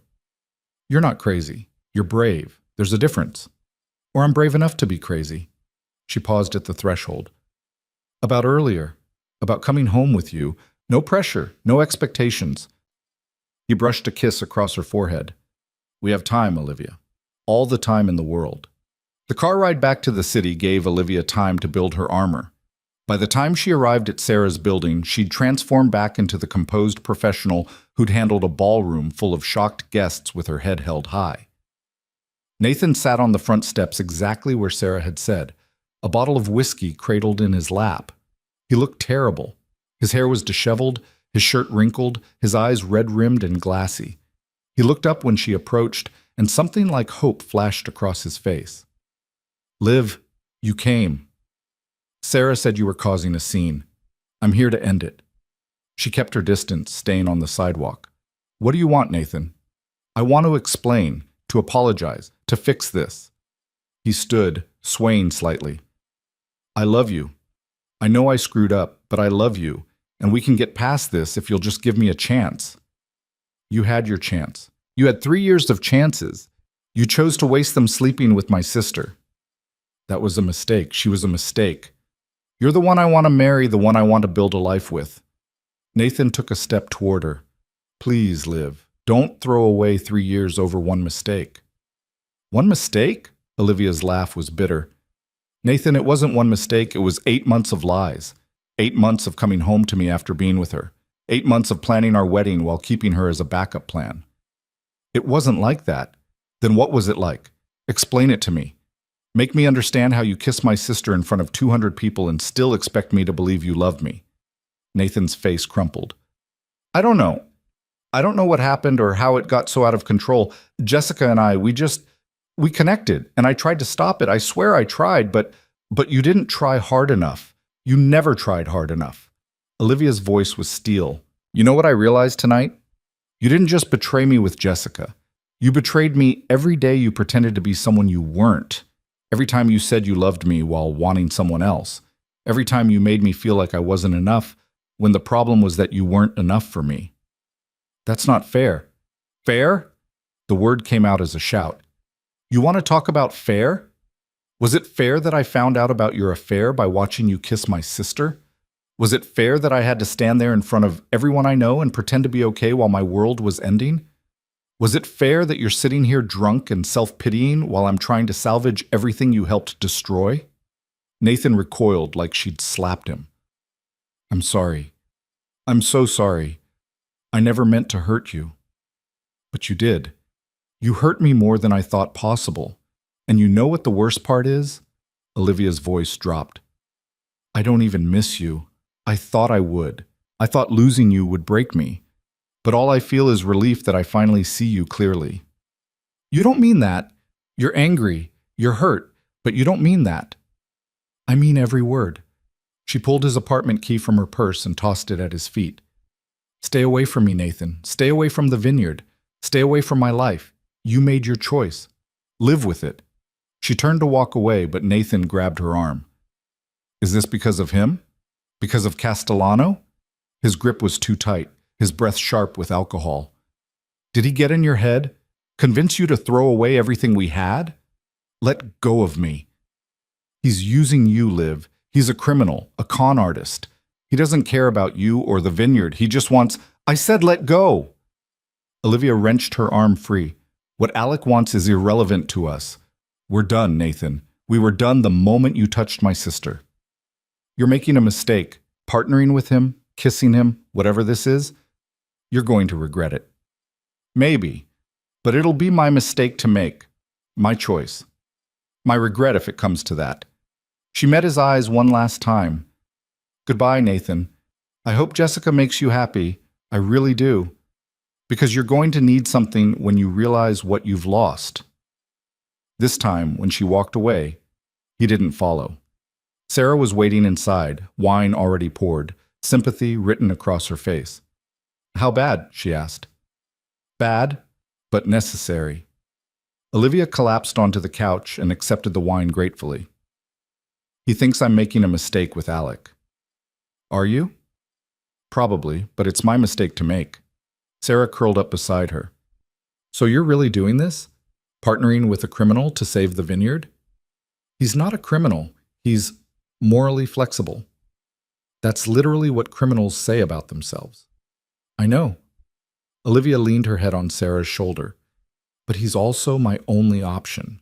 And honestly, after everything with Nathan and Jessica, Working with someone who admits he's trouble feels more honest than trusting someone who pretends to be good. That's either very wise or completely insane. Can it be both? They sat in comfortable silence for a moment, sipping wine and watching the city lights through Sarah's window. "Are you going to sleep with him?" Sarah asked. "What? No, this is business. Business partners don't kiss like you two kissed, at the gala or in whatever private moment I'm sure happened tonight based on your face." Olivia's face heated. "Nothing happened." "But you wanted it to." "That's irrelevant." "It's absolutely relevant." Sarah turned to look at her. "Liv, I know you're going through hell, but please be careful with this guy. He might be helping you save the vineyard, but he's also dangerous. And not in the fun, mysterious way. In the actual federal investigation way. I know the risks. Do you? Because from where I'm sitting, you're making decisions based on anger and hurt instead of logic, and that's how people end up in situations they can't escape." Olivia wanted to argue, wanted to insist she was thinking clearly, making smart choices, protecting herself. But the truth was that Sarah was right. She was angry, hurt, acting on impulse instead of reason. And for the first time in her life, she didn't care. "Maybe I need to make some bad decisions," she said quietly. "Maybe I've been so careful for so long that I forgot how to take risks, how to want something just because I want it, not because it's smart or safe or approved by everyone else." "And what do you want?" Olivia thought about Alex's hands in her hair, his mouth on hers, the way he looked at her like she was something rare and valuable. She thought about the vineyard saved, Jessica bought out, a future built on her own terms instead of someone else's expectations. "I want to win," she said finally. "I want to take everything Nathan and Jessica tried to destroy and turn it into something so successful it haunts them. I want to prove that I'm not a victim, that I'm not broken, that I'm exactly as strong as I need to be." "And Alec?" "Alec's the weapon I'm going to use to do it." Sarah studied her for a long moment, then raised her wine glass. "Then let's make sure you don't become collateral damage in your own war." They drank to that, and Olivia felt the partnership agreement burning in her purse like a promise and a threat. Tomorrow she would buy out Jessica. Tomorrow the real work would begin. Tomorrow she would step fully into this new life she'd chosen. But tonight she let herself sit with her best friend and pretend that she wasn't terrified of what came next. Her phone buzzed one last time. A text from Alec. "Sweet dreams, partner. Tomorrow we change everything." Olivia smiled and typed back, "Tomorrow we burn it all down and build something better." His response was immediate. "Now you're speaking my language." She fell asleep on Sarah's couch with her phone in her hand and the taste of expensive wine on her lips, dreaming of vineyards on fire and rising from the ash like something new and dangerous and completely her own. 6 weeks later, Olivia stood in the renovated fermentation room of Brooks Family Vineyard and watched $20,000 worth of new equipment being installed with the efficiency of a military operation. Alex's team worked with the precision of people who'd done this before, transforming her father's aging facility into something that belonged in the 21st century. "The temperature control system alone will reduce spoilage by 40%, Marco, Alex's operations manager, explained as workers fitted sleek stainless steel tanks into place. "And these fermentation vessels are top of the line. French-made, same ones they use at Chateau Margaux." Olivia ran her hand along the cool metal, feeling the weight of transformation settling over everything. Jessica had taken Alex's buyout check without even visiting the vineyard one last time. Just signed the papers, deposited the money, and sent a single text. "Hope you know what you're doing." The answer was no. Olivia had absolutely no idea what she was doing, but she was doing it anyway, with a ferocity that surprised even her. "Miss Brooks?" One of the workers gestured toward the door. "Mr. Castellano just arrived." Olivia's pulse quickened despite herself. She'd seen Alec nearly every day since signing the partnership agreement, long meetings about operations and strategy that somehow always ended with them standing too close, talking too long. The air between them charged with everything they weren't saying. They hadn't kissed again, hadn't crossed the line from business into pleasure, though the temptation was a constant hum beneath every interaction. Alec had kept his word about not pressuring her, but his patience felt like its own form of seduction. She found him in the tasting room, examining the wall where her father had hung photos documenting 50 years of harvests. Alec wore jeans and a black sweater, looking more relaxed than she'd ever seen him. Almost normal if you ignored the platinum watch that cost more than a car and the way he carried himself like someone who'd never doubted his place in the world. "The 1987 harvest," he said without turning around, pointing to a photo of her father standing among the vines, his face sun-weathered and proud. "That was a legendary year. Your father created something special. You've studied our history. I study everything that matters to me." He turned to face her, and his smile was warm. "The vineyard's looking good. Marco says we're ahead of schedule." "Your team is incredible. They work like they actually care about the outcome." "They do care. I hire people who understand that excellence isn't optional." Alec moved toward her, stopping just inside her personal space. "But I didn't come here to talk about construction schedules." "No? No? I came to take you away from all this for a few hours. You've been working 18-hour days for 6 weeks straight. You're going to burn out if you don't take a break." "I'm fine." "You're exhausted. When's the last time you ate something that wasn't protein bars and coffee?" Olivia wanted to argue, but her stomach chose that moment to growl loudly. Alec's eyebrow lifted in triumph. "See? Even your body is staging a rebellion." He held out his hand. "Come on, there's something I want to show you." "Alec, I have meetings, which I've already rescheduled. Your afternoon is clear, no excuses." His expression softened. "Trust me, you'll like this." Against her better judgment, Olivia took his hand. They drove north in Alec's car, a black Mercedes that handled the winding country roads with the grace of something designed for exactly this purpose. He wouldn't tell her where they were going, just kept driving deeper into wine country as the landscape transformed from commercial vineyards to wilder, more remote terrain. "This is technically kidnapping," Olivia said after 30 minutes. "Technically, you agreed to come." "Under duress. Under the promise of food and mystery. Totally different." Alec glanced at her, his expression amused. "Relax, Olivia. Not everything is a power play. Sometimes a drive is just a drive. Nothing with you is just anything." "Fair point." He turned onto a narrow dirt road that Olivia would have missed entirely if he hadn't known exactly where to look. "But I promise this is worth it." The road wound through dense forest before opening onto a clearing that made Olivia's breath catch. A small vineyard stretched before them, maybe 5 acres total, the vines old and gnarled and clearly tended with obsessive care. A stone cottage sat at the edge of the property, smoke curling from its chimney. "What is this place?" Olivia asked. "My secret." Alec parked and came around to open her door. "I bought this property 3 years ago. Nobody knows about it except my closest associates. It's where I test new techniques, experiment with varietals that don't make commercial sense. It's where I remember why I fell in love with wine in the first place." He led her through the vines, pointing out different rootstocks and trellising methods, explaining his experiments with the enthusiasm of a scientist describing a breakthrough. This was a side of Alec she'd never seen, unguarded, passionate about the craft instead of the profit. "The soil here is almost identical to certain regions in Piedmont," he explained, crouching to grab a handful of earth. "Perfect drainage, ideal mineral content.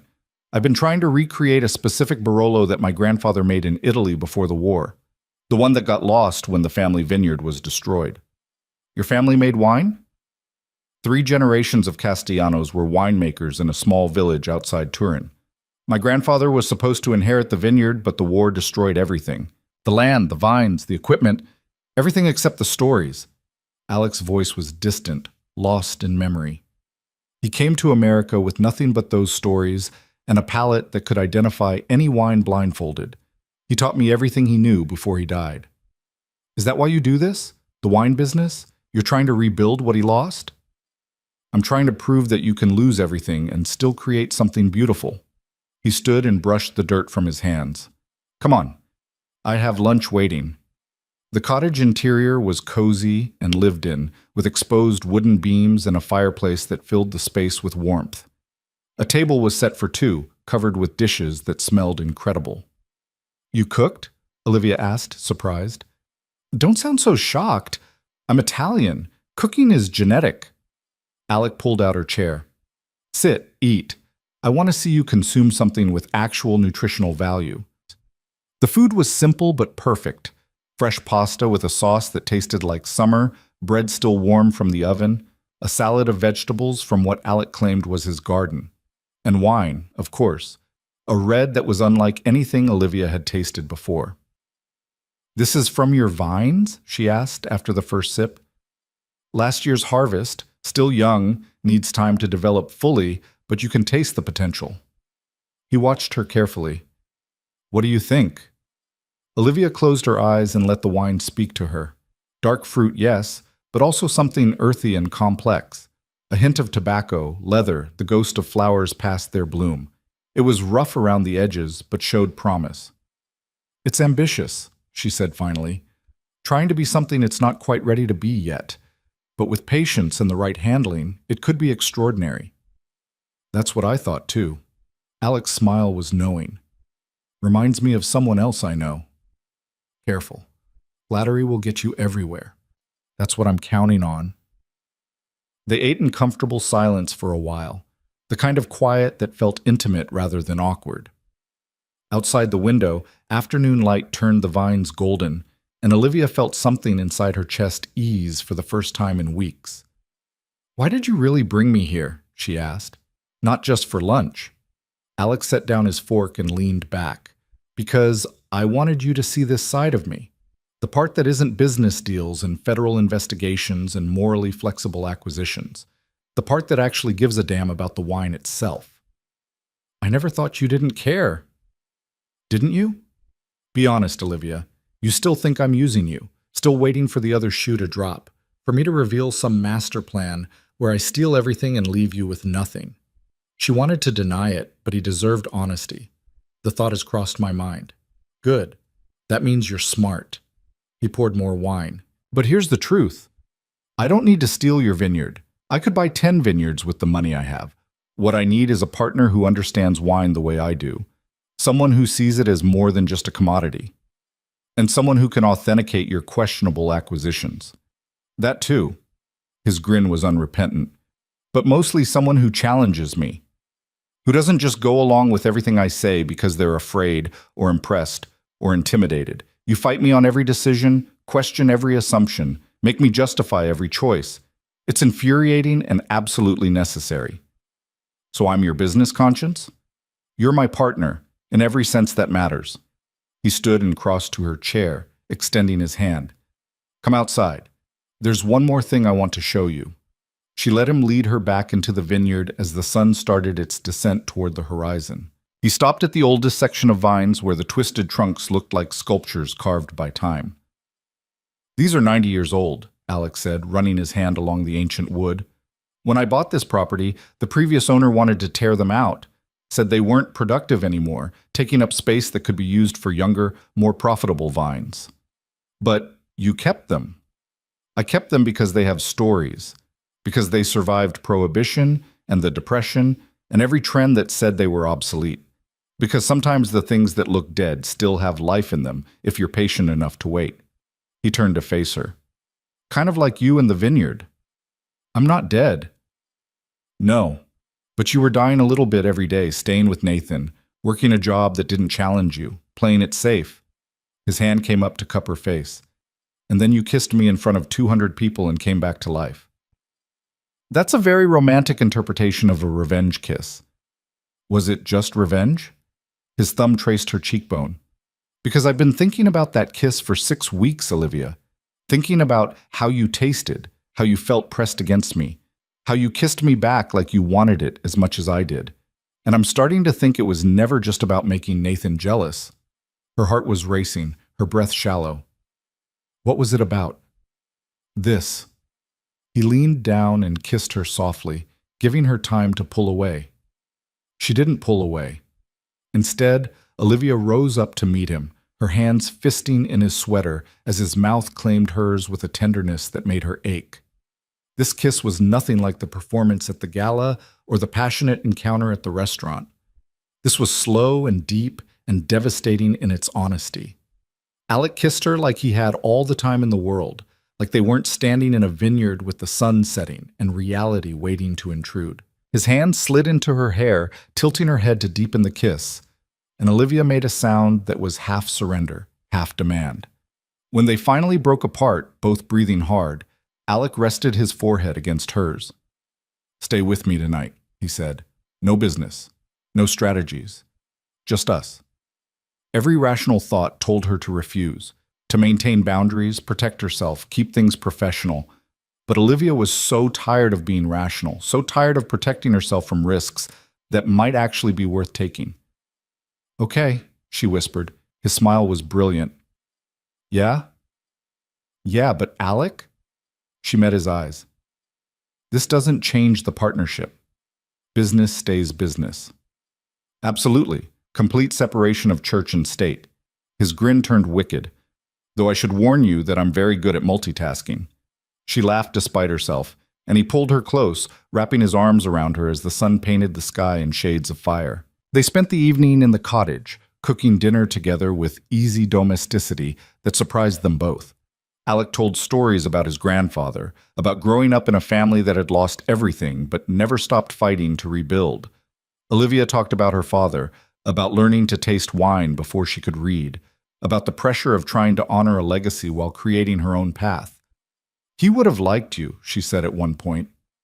"My father. He always said the best winemakers were equal parts scientist and artist. You're both." "I would have liked him too. Anyone who could raise you must have been exceptional." They moved to the couch after dinner, and Alec built up the fire while Olivia curled into the corner with another glass of his experimental Barolo. The wine was growing on her, its rough edges smoothing out as it opened up. "Can I ask you something?" she said. "About the FBI investigation." Alec settled beside her close enough that their thighs touched. "I wondered when you'd bring that up." "Nathan said they've been building a case for 3 years. Nathan's not wrong. They've been investigating my import operations, specifically whether I'm trafficking in stolen property." Alec's tone was matter-of-fact. "The answer is complicated. Try me." "Okay, let's say a collector in France dies. His heirs don't care about his wine cellar, they just want money. They auction it off without proper documentation of provenance. I buy those bottles, verify their authenticity through chemical analysis and historical research, then resell them to collectors who appreciate what they're getting. Technically legal, but the FBI argues that some of those bottles might have been stolen at some point in their history." "Were they?" "Probably. Wine has been changing hands through conquest and theft for thousands of years. Every major collection in the world contains bottles acquired through questionable means. I'm just more honest about it." He looked at her. "Does that make you want to walk away?" Olivia considered the question seriously. 6 weeks ago, the answer would have been yes.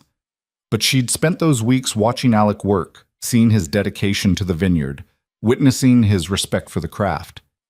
He operated in gray areas, yes, but he wasn't the villain Nathan had painted him to be.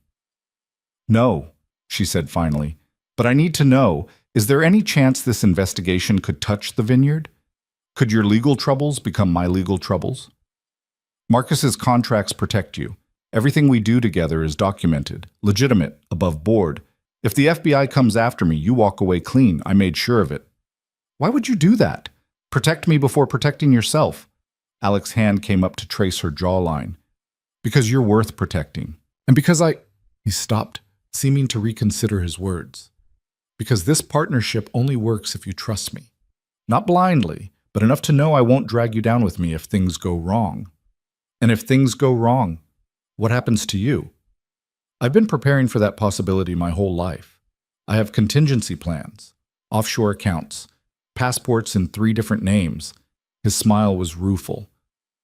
"I'm very good at disappearing when necessary." The thought of Alec disappearing, of waking up one day to find him gone, made Olivia's chest tight. "Don't," she said. "Don't disappear.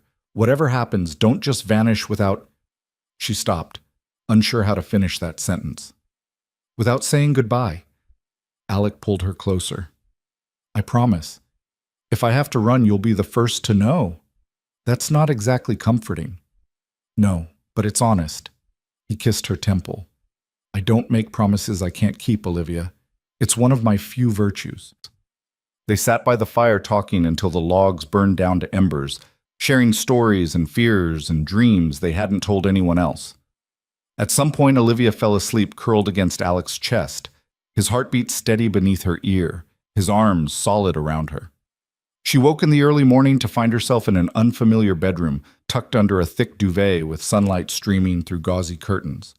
For a moment she panicked, then remembered where she was. Alex's cottage. She'd fallen asleep, and he'd carried her to bed. The smell of coffee drew her out of the bedroom. She found Alec in the kitchen, making breakfast with the same focused intensity he brought to everything. He'd changed into fresh clothes but hadn't shaved, and the stubble on his jaw made him look less polished, more human. "Morning," he said, looking up with a smile that made her stomach flip. "I was about to wake you. We have a meeting in 3 hours." Reality crashed back in. The vineyard, the partnership, the world beyond this small, perfect bubble they'd created. "I should get back," Olivia said, suddenly aware that she was wearing the same clothes as yesterday, that her hair was a mess, that spending the night at Alec's cottage was exactly the kind of gossip the wine industry would feast on. "Have breakfast first." Alec plated eggs and toast with the efficiency of practice. "And Olivia? Last night was a mistake," she finished quickly. "We got carried away. It won't happen again." His expression shuddered. "Right, of course, just business." "Alec, it's fine. You're right. We should keep things professional." He set the plate in front of her with more force than necessary. "Eat. Then I'll drive you back." The drive to the vineyard was silent and awkward, all the easy intimacy from the night before replaced with careful distance. When they arrived, Alec's team was already at work, and the transformation was even more dramatic than yesterday. "I'll have Marco send you the updated timeline," Alex said, not meeting her eyes. "And we need to discuss the distribution expansion. My contacts in Europe are ready to move forward." "Okay, I'll review the proposals and—" "Miss Brooks!" One of the vineyard workers came running, his face pale. "There are federal agents here. They're asking for you and Mr. Castellano." Olivia's blood turned to ice. She looked at Alec, whose expression had gone completely blank. "How many?" he asked calmly. "6. Maybe more. They have a warrant." "For what?" "They wouldn't say. Just that they need to search the property and question both of you." Alec turned to Olivia. "Don't say anything without Marcus present. Answer only direct questions. Do not volunteer information. Understand?" "What's happening?" "I don't know, but whatever it is—" He grabbed her hand, squeezing once. "Remember what I said. You're protected. This doesn't touch you." 2 agents approached, badges out. The lead agent was a woman in her 40s with sharp eyes and an expression that suggested she'd seen every lie the world had to offer. "Alec Castellano? Olivia Brooks? I'm Special Agent Chen with the FBI. We have a warrant to search these premises in connection with an ongoing investigation into wine fraud and trafficking in stolen property." She handed papers to Alec. "We need both of you to come with us for questioning." "Am I under arrest?" Alec's voice was perfectly level. "Not at this time, but we strongly suggest you cooperate." "I'll cooperate fully, but Miss Brooks requires her attorney present for any questioning." Agent Chen's eyes flicked to Olivia. "You're welcome to call your lawyer, Miss Brooks, but I should inform you that we have evidence suggesting this vineyard has been used to store and distribute stolen wine, evidence that includes your signature on authentication certificates." The world tilted sideways. Olivia grabbed Alec's arm to steady herself. "That's impossible," she said. "I haven't authenticated anything for—" "Don't," Alec cut her off. "Not another word until Marcus gets here." "Smart advice," Agent Chen said. "Mr. Castellano, you're clearly familiar with how this works. Why don't you make this easy on everyone and tell us about the Chateau Lafite collection that came through here last month? The one with questionable provenance that somehow acquired legitimate-looking certificates authenticated by Miss Brooks?" Olivia's mind raced. There had been no Chateau Lafite collection. She hadn't authenticated anything in months except for the vineyard's own inventory. Someone had forged her signature, used her credentials, set her up. But who? And why? Alec's hand found hers, squeezing in warning. "We're not answering any questions without legal representation. You have your warrant. Search what you need to search, but both of us are invoking our right to counsel." Agent Chen smiled thinly. Of course. We'll wait while you make your calls. But Mr. Castellano, we've been building this case for 3 years. We have documentation, testimony, paper trails that lead right back to you and this vineyard. Whatever you're planning to say, whatever story you're going to tell, we've already heard it.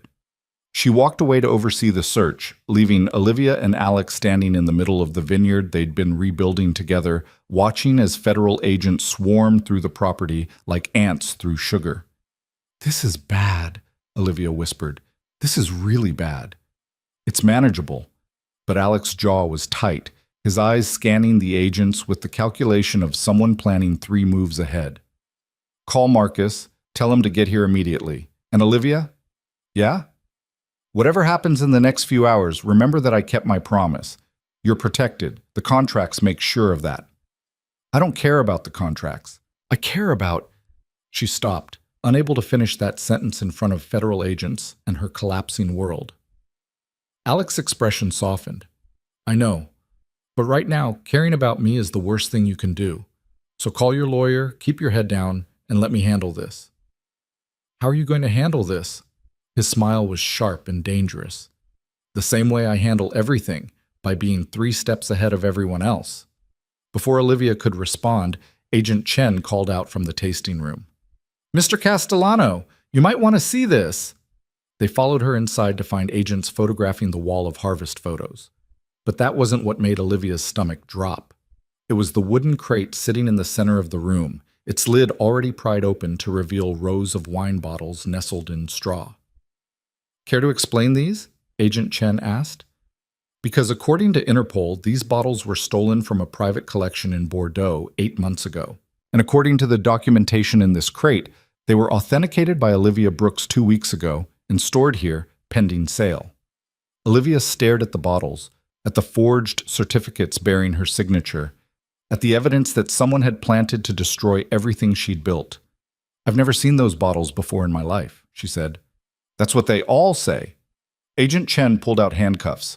"Olivia Brooks, you're under arrest for trafficking in stolen property and conspiracy to commit fraud. You have the right to remain silent." The words faded to static as Olivia felt the cold metal close around her wrists. She looked at Alec, whose face had gone dangerously blank. "Don't say anything," he told her. "Not one word. Marcus will meet you at the station. This is a setup, and we're going to prove it." "How?" But Alec was already being led away by another agent, his hands cuffed behind his back, his expression unreadable. As they put Olivia in the back of a federal vehicle, she watched through the window as agents continued searching her family's vineyard, photographing evidence, dismantling everything she'd worked to rebuild. And somewhere in the chaos, Nathan's voice echoed in her memory. "You're making a mistake. Partnering with him, you're going to regret it." Maybe he'd been right. Maybe she had made a catastrophic mistake, trusted the wrong person, let passion and revenge cloud her judgment. Or maybe this was exactly what Alec had warned her about. The cost of playing in gray areas, of bending rules, of building something beautiful on a foundation that wasn't quite solid. Either way, as the car pulled away from Brooks' family vineyard, Olivia realized that the real battle was just beginning. And this time, she wasn't fighting for her reputation or her father's legacy. She was fighting for her freedom. The interrogation room smelled like industrial cleaner and desperation. Olivia sat handcuffed to a metal table for 3 hours before Marcus finally arrived, his normally composed face tight with fury. "Don't say a word," he told her immediately, then turned to Agent Chen, who'd been watching through the two-way mirror. "You arrested my client without cause. Those authentication certificates are obvious forgeries, and you know it." "We have handwriting experts who disagree," Agent Chen replied coolly. "The signatures match Miss Brooks' authenticated samples. The chemical analysis of the ink shows it's consistent with the pens she uses. And security footage from the vineyard shows someone matching her description receiving the crate 2 weeks ago." "Security footage?" Olivia's voice cracked. "That's impossible. I was in the city 2 weeks ago. I have receipts, witnesses." "Olivia, stop talking." Marcus's hand came down on her shoulder. "Agent Chen, either charge my client or release her. This fishing expedition ends now." Agent Chen smiled thinly. "We're charging her. Trafficking in stolen property, conspiracy to commit fraud, falsifying authentication documents. She'll be arraigned tomorrow morning." The world went sideways. Olivia gripped the edge of the table, her mind racing through impossible scenarios. Someone had forged her signature, planted evidence at the vineyard, even created fake security footage. This wasn't a random investigation. This was a targeted attack designed to destroy her. But who hated her enough to do this? Marcus negotiated her release on bail, $200,000 that Alec's lawyer somehow produced within an hour. She walked out of the federal building at midnight to find Sarah waiting, her face blotchy from crying. "I saw it on the news," Sarah said, pulling Olivia into a fierce hug. "They're saying you and Alec ran a wine fraud operation, that you've been stealing and selling rare bottles for months. It's everywhere, Liv. Every news outlet, every social media platform. Your face is—" "I know." Olivia had seen the headlines on Agent Chen's computer screen. The footage of her being led away in handcuffs was already viral. "Where's Alec?" "Still in custody. His bail hearing isn't until tomorrow." Sarah pulled back, studying her face. "Did he do this? Did he set you up?" The question hung in the air like smoke. Olivia wanted to defend him immediately, but doubt was a poison that spread fast once introduced. "I don't know," she admitted. "I don't know anything anymore." Sarah drove her home, but Olivia couldn't bear to enter the apartment she'd shared with Nathan, the one still full of memories from her old life. Instead, she directed Sarah to a hotel, checked in under a false name, and collapsed on the bed fully clothed. Her phone had been buzzing nonstop since her release. Messages from former colleagues expressing shock, reporters demanding comments, numbers she didn't recognize. But one text made her sit up straight. Unknown number, rooftop garden at the Meridian Hotel. 1 hour. Come alone. Critical information about your case. A friend.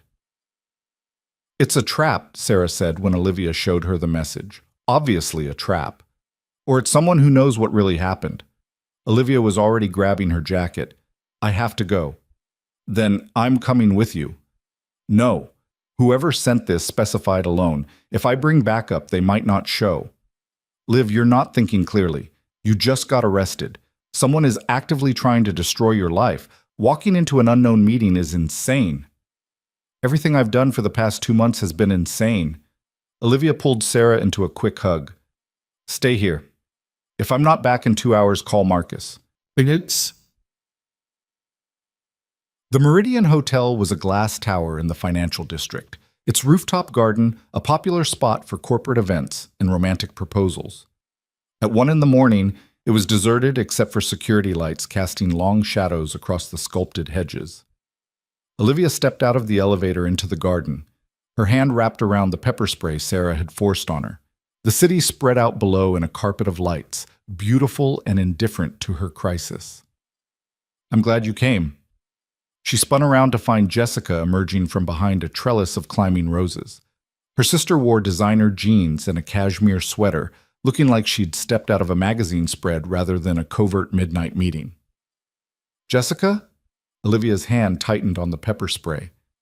"What are you doing here?" "Saving you, or trying to." Jessica moved closer, her expression unreadable. "I know you probably hate me right now.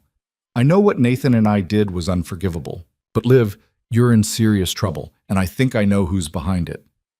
"Behind what? The arrest? The planted evidence?" "All of it." Jessica pulled out her phone and showed Olivia a series of emails.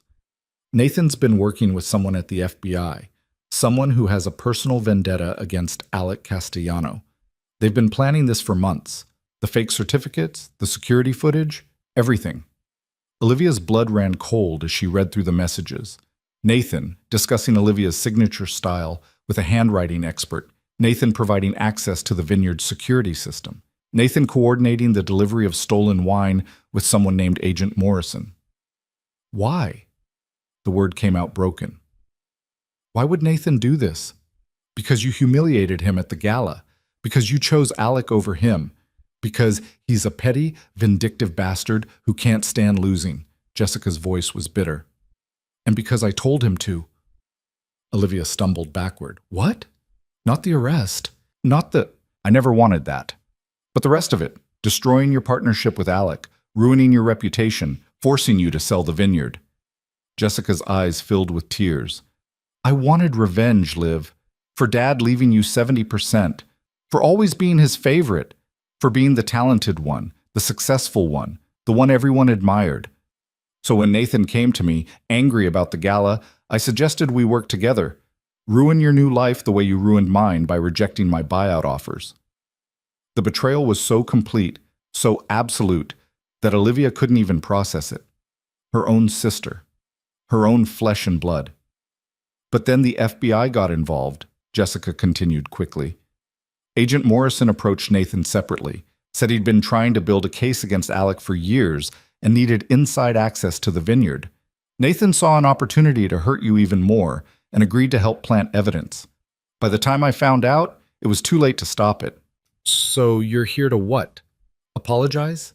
Ask for forgiveness? I'm here to give you this. Jessica handed over a USB drive. Copies of all Nathan's communications with Morrison, audio recordings of their planning sessions, proof that the evidence was planted, that the security footage was manipulated, that your signatures were forged. Everything you need to clear your name. Olivia stared at the small device, barely larger than her thumb, that apparently contained her salvation. Why? She asked. Why help me now? Because whatever I've done, whatever resentment I've carried, you're still my sister. And watching them destroy you, watching Nathan enjoy it, made me realize I'd become someone Dad would have hated. Jessica's voice cracked. I can't take back what I did. I can't undo the damage, but I can give you a fighting chance. This evidence, if I use it, Nathan gets arrested. You could be implicated as an accessory. I know. I've already contacted a lawyer. I'm prepared to testify to everything I know, accept whatever consequences come. Jessica wiped at her eyes. I deserve them. Olivia looked at her sister, really looked at her, and saw not the confident woman who'd stolen her fiancé, but someone drowning in regret and desperate for redemption. Why did you sleep with Nathan? The question had been burning in her chest for weeks. Why him? Why me? Because it was easy. Because he was there and willing and I was lonely. Because hurting you felt like the only way to matter. Jessica's laugh was hollow. Turns out all I accomplished was proving I'm exactly as pathetic as I always feared. They stood in silence for a long moment, the city humming below them, the weight of family and betrayal and impossible choices pressing down on both their shoulders. What happened to us? Olivia asked quietly. We used to be close. We used to be sisters. Dad happened. His will happened. Life happened. Jessica met her eyes. But maybe it's not too late to find our way back. After you use this evidence, after everything settles, maybe we could try to be family again. Maybe, Olivia said, though she wasn't sure she believed it. But Jessica, don't contact me again, not for a long time. I need space to process everything, to heal from everything you and Nathan did. I understand. Jessica turned to leave, then paused. For what it's worth, Alec didn't betray you. He's guilty of a lot of things, but not this. Nathan made sure the evidence would implicate both of you, but Alec's been trying to protect you from the beginning. Whatever happens next, remember that. She disappeared into the elevator, leaving Olivia alone with the USB drive and more questions than answers. Olivia went straight to Marcus's office despite the hour, knowing he'd still be awake preparing her defense. She was right. Lights blazed in his 23rd floor windows, and he answered the door in shirt sleeves with legal documents scattered across every surface. Olivia, what are you? His eyes landed on the USB drive in her hand. What is that? Our smoking gun. She handed it over. Jessica gave it to me. It's everything. Communications between Nathan and an FBI agent named Morrison, proof they planted the evidence, recordings of them planning the setup. All of it. Marcus plugged the drive into his computer, and his expression grew darker with every file he opened. This is massive. This is falsifying evidence, conspiracy, abuse of power. If this is authentic, it doesn't just clear you, it destroys the entire case. Can we use it? Legally? Absolutely. Jessica came forward voluntarily, and this documentation of federal misconduct supersedes any questions about how we obtained it. Marcus was already typing furiously. I'll file emergency motions first thing tomorrow morning. Get you in front of a judge, present this evidence. You'll be exonerated before lunch. What about Alec? This clears him too. The case against both of you falls apart the moment we prove the evidence was planted. Marcus looked up from his computer. But Olivia, you understand what using this evidence means? Nathan gets arrested. Morrison gets investigated, probably fired and prosecuted. And Jessica, she's going to face serious consequences for her role in this. I know. Olivia's voice was steady. Use it anyway. I'm done protecting people who tried to destroy me. The emergency hearing happened at 10 the next morning in a federal courtroom packed with reporters and curious spectators. Olivia sat beside Marcus at the defense table, watching Agent Chen's confident expression slowly crumble as Marcus presented the evidence. The recordings were damning. Nathan's voice, clear and unmistakable, discussing how to forge Olivia's signatures. Agent Morrison coaching him on what evidence would be most convincing. Jessica's panicked messages when she realized the setup had gone too far. Your Honor, Marcus addressed the judge, my client has been the victim of a coordinated conspiracy involving her former fiancé and a federal agent with a personal vendetta. The evidence against her was entirely fabricated. We move for immediate dismissal of all charges. The prosecutor looked like he'd been hit with a brick. Your Honor, we need time to verify this evidence to investigate these serious allegations. You should have investigated before arresting my client, the judge interrupted, her voice sharp. Mr. Chen, I'm inclined to grant your motion, but I want a full inquiry into how this happened. Agent Morrison, you're ordered to appear before this court tomorrow to answer questions about your conduct. Morrison, who'd been sitting in the back of the courtroom, turned pale and fled. The judge banged her gavel. All charges against Olivia Brooks are dismissed with prejudice. Miss Brooks, you're free to go. And someone get the FBI director on the phone. We have serious problems with this investigation. The courtroom erupted in noise, reporters shouting questions, prosecutors scrambling, Agent Chen looking like she wanted to sink into the floor. Marcus pulled Olivia into a brief hug. It's over, he said. You're clear. But Olivia wasn't listening. She was looking at the door where Alec had just entered, flanked by his own lawyers. His eyes found hers across the courtroom, and the relief in them was palpable. The judge called for order and addressed Alec's legal team. I assume you're here about Mr. Castellano's case? We are, Your Honor. Given that the evidence against our client was also fabricated by Agent Morrison, we move for dismissal of all charges. The judge didn't even hesitate. Granted. This entire investigation is tainted. Everyone's dismissed. And someone please arrest Agent Morrison before he gets on a plane to somewhere without extradition. Olivia pushed through the crowd toward Alec, not caring who was watching or what tomorrow's headlines would say. He met her halfway, pulling her into his arms like she was something precious he'd almost lost. You're okay, he murmured into her hair. Thank God you're okay. Jessica came through. She gave us everything we needed. I know. Her lawyer contacted mine last night. Alec pulled back to look at her face. I'm sorry. I should have seen this coming. Should have protected you better. You did protect me. The contracts, the legal separation of our business. Without that, this would have been so much worse. Olivia touched his face, feeling the stubble rough against her palm. I thought, when they arrested us, I thought maybe you'd set me up, that I'd been an idiot to trust you. And now?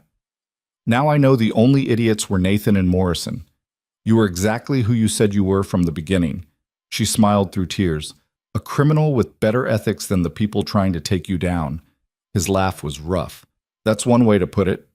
They left the courthouse together, running a gauntlet of reporters shouting questions. Alec's car was waiting, and he bundled Olivia into the back seat before sliding in beside her. Where to? The driver asked. Alec looked at Olivia. The vineyard? The vineyard, she confirmed. The drive took 2 hours, and they spent it in silence, holding hands like teenagers, processing everything that had happened. By the time they arrived at Brooks' family vineyard, Olivia felt wrung out and raw, like she'd survived a war. The property looked different than when the FBI had swarmed it.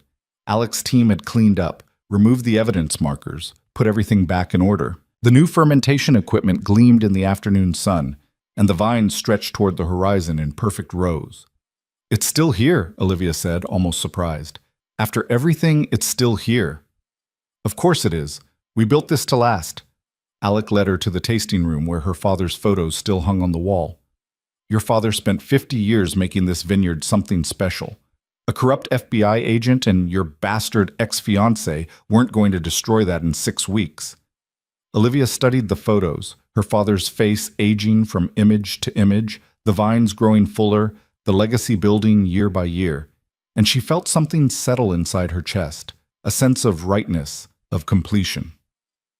"What happens now?" she asked. "Now we rebuild. Again." Alec pulled her close.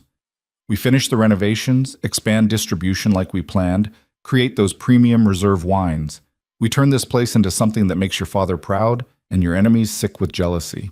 "Just business partners rebuilding a vineyard? Is that what you want?"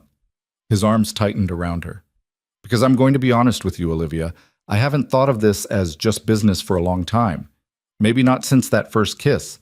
Maybe not since I read your articles and realized you saw wine the same way I do, as art and science and history all bottled together." Olivia's heart was racing. "What are you saying?" "I'm saying I want this. Us. Not as a fake relationship to make your ex jealous or a business arrangement that happens to include chemistry. I want the real thing, messy and complicated and absolutely terrifying." He cupped her face in his hands. "I want to wake up in that cottage with you. I want to argue about fermentation techniques and distribution deals. I want to build something with you that's bigger than either of us alone. You're talking about a real relationship, with someone you met at her lowest point who just got arrested, whose family is a disaster, who comes with enough baggage to fill a warehouse. I'm talking about a partnership with someone brilliant and brave and stubborn enough to take on the FBI and win. Someone who kisses like a storm and fights like a warrior. Someone I'm already halfway in love with despite every logical reason not to be." Olivia's breath caught. "Halfway? I'm a cautious man. I like to ease into these things." His smile was crooked. "But I'm getting there fast." She kissed him then, there in her father's tasting room, surrounded by photos of harvests past and vines that would outlive them both. She kissed him like she was sealing a promise, making a choice, committing to the terrifying, beautiful uncertainty of building something new. When they finally broke apart, Alec was smiling like she'd given him something priceless. "So that's a yes?" he asked. "That's a yes to trying, to seeing where this goes, to being honest about what we want instead of pretending it's all strategy and business." Olivia took his hand. "But Alec, if you ever lie to me, if you ever make me doubt your loyalty the way Nathan did, I will destroy you with the same methodical precision I used to plan harvests.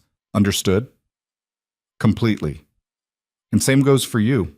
We're partners in every sense now, equal stakes, equal honesty, equal consequences." He raised her hand to his lips. "No more secrets, no more half-truths, just us, building something worth protecting." A car pulled up outside.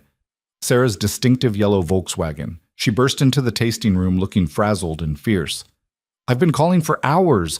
The news said you were released, but then you disappeared, and I thought maybe Morrison had grabbed you, or—" She stopped, taking in their linked hands and guilty expressions.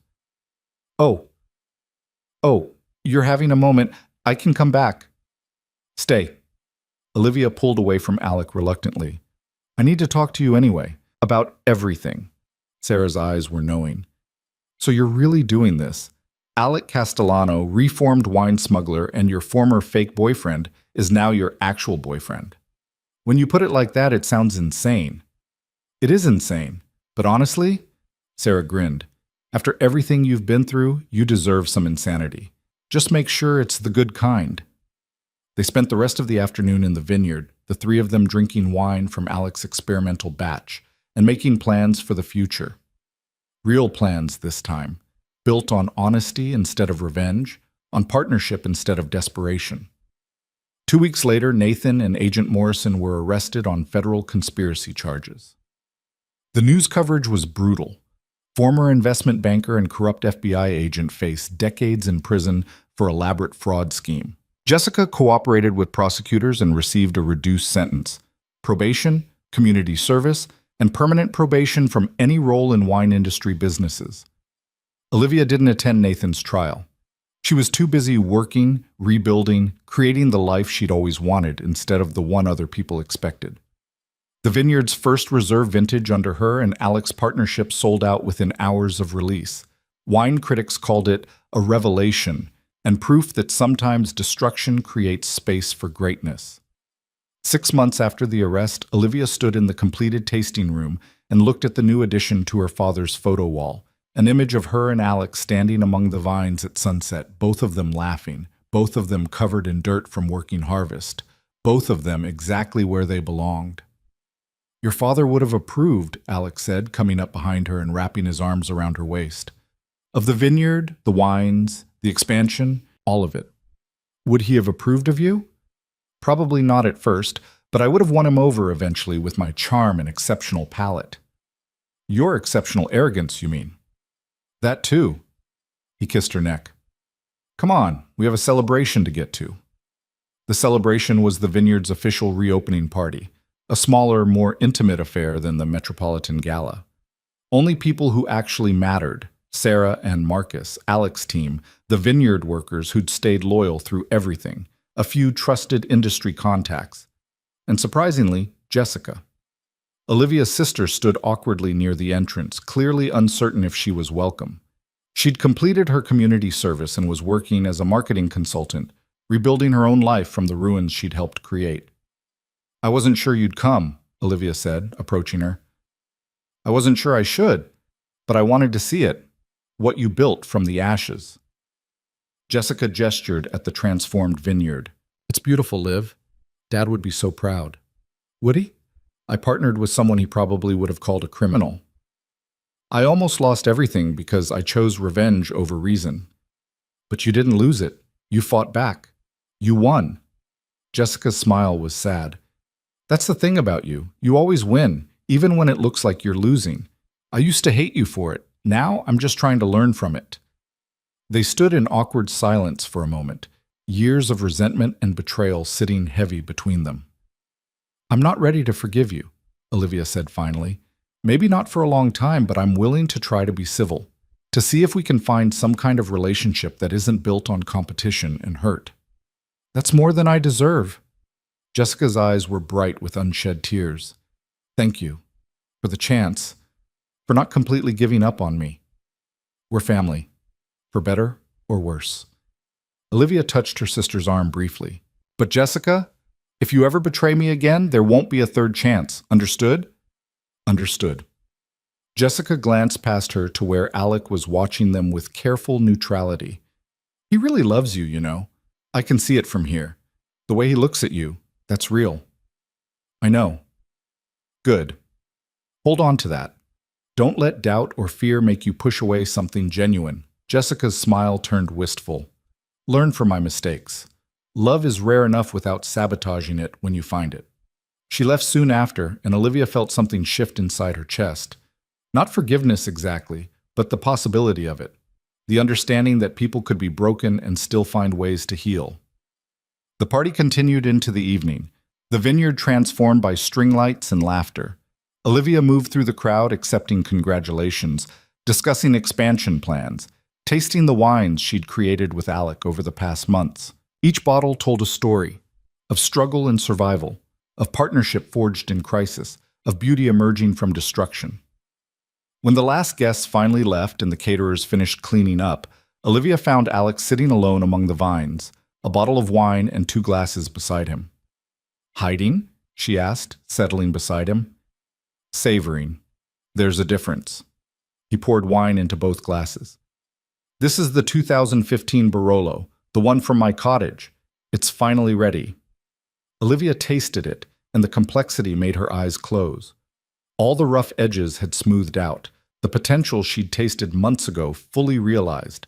It was extraordinary. "My grandfather would have been proud of this," Alex said quietly. "Would have said it proved that loss isn't permanent, that you can rebuild what was destroyed and make it even better." "Is that what we did? Rebuilt something better?" "Look around." Alec gestured at the vineyard stretching into the darkness. 6 months ago, this place was failing. You were engaged to the wrong man. I was 3 steps ahead of a federal investigation. Now? The vineyard's thriving, the wines are exceptional, and I'm sitting here with someone I'm completely in love with, who somehow loves me back despite all the reasons she shouldn't. Olivia's heart stuttered. Completely in love? I thought you were only halfway there. I was being cautious, but then you fought the FBI and won. Then you gave your sister a second chance when she didn't deserve it. Then you created this— He held up his glass. Which is damn near perfect. How could I not fall completely in love with you? I love you too. The words came easily, naturally, like they'd been waiting months to be spoken.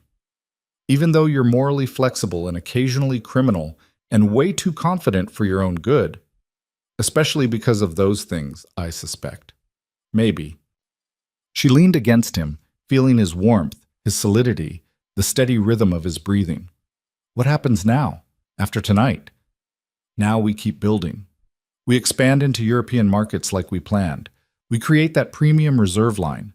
We make Brooks Family Vineyard into something legendary. Alec kissed the top of her head. And we do it together. Equal partners in everything that matters. Everything? Everything. He pulled back to look at her face. Business, life, future. I'm all in, Olivia. Have been since that first kiss, probably. You just took a while to catch up. Arrogant and confident. Terrible combination. You love it. I really do. She kissed him, tasting wine and promise and the future they were building together. They sat among the vines until stars filled the sky and the night air turned cool. And Olivia felt something she hadn't felt in years. Contentment. Not the fragile kind that depended on everything going right, but the solid kind built on surviving everything going wrong and coming out stronger. Her father had always said that the best wines came from vines that struggled, that easy growing seasons produced bland, forgettable vintages, while hardship created complexity and depth. Olivia finally understood what he meant. She'd been broken and rebuilt, betrayed and redeemed, lost and found. And every struggle, every setback, every moment of doubt had created someone stronger, braver, more capable than the woman who'd stood at the Metropolitan Gala 6 months ago watching her life implode. That woman would have been terrified of what came next. This woman, the one sitting under stars with a man who challenged and protected her in equal measure, with a vineyard that finally felt like home, with a future built on honesty instead of illusion. This woman was ready for anything. I was thinking, Alex said, breaking the comfortable silence. What if we got married here, in the vineyard? Nothing fancy, just the people who matter most.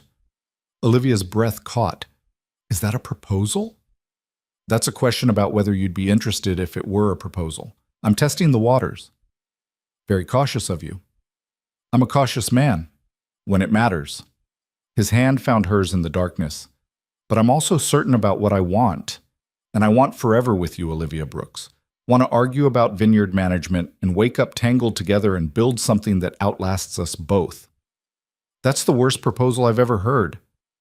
Lucky for me, it wasn't an actual proposal, just a theoretical discussion.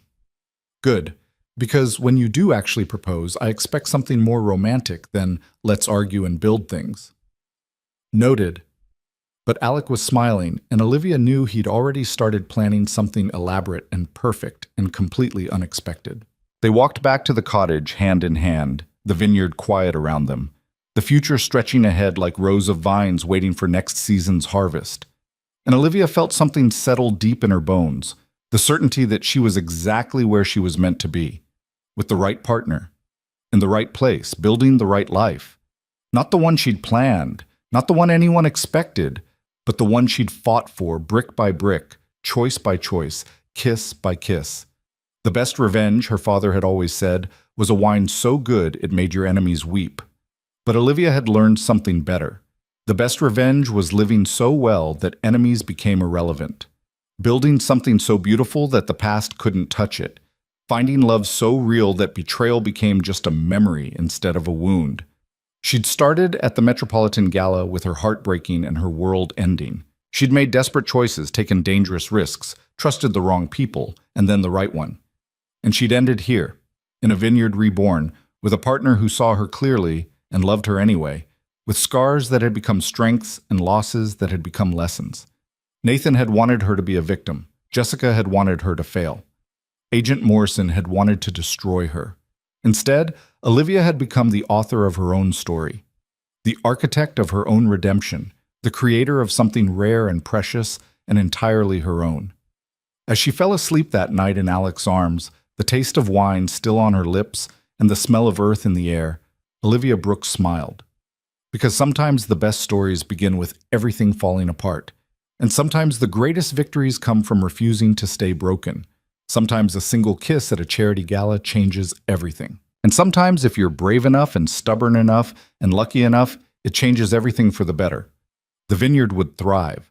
The wines would be legendary, and Olivia would spend the rest of her life proving that the girl who lost everything at the Metropolitan Gala had actually found herself instead. Found her strength, found her partner, found her home, found exactly what she'd been searching for all along, even when she hadn't known she was searching. Love, purpose, belonging, and a future built on honesty, passion, and grapes that turned into something extraordinary when given the right care, the right time, and the right touch. Just like her.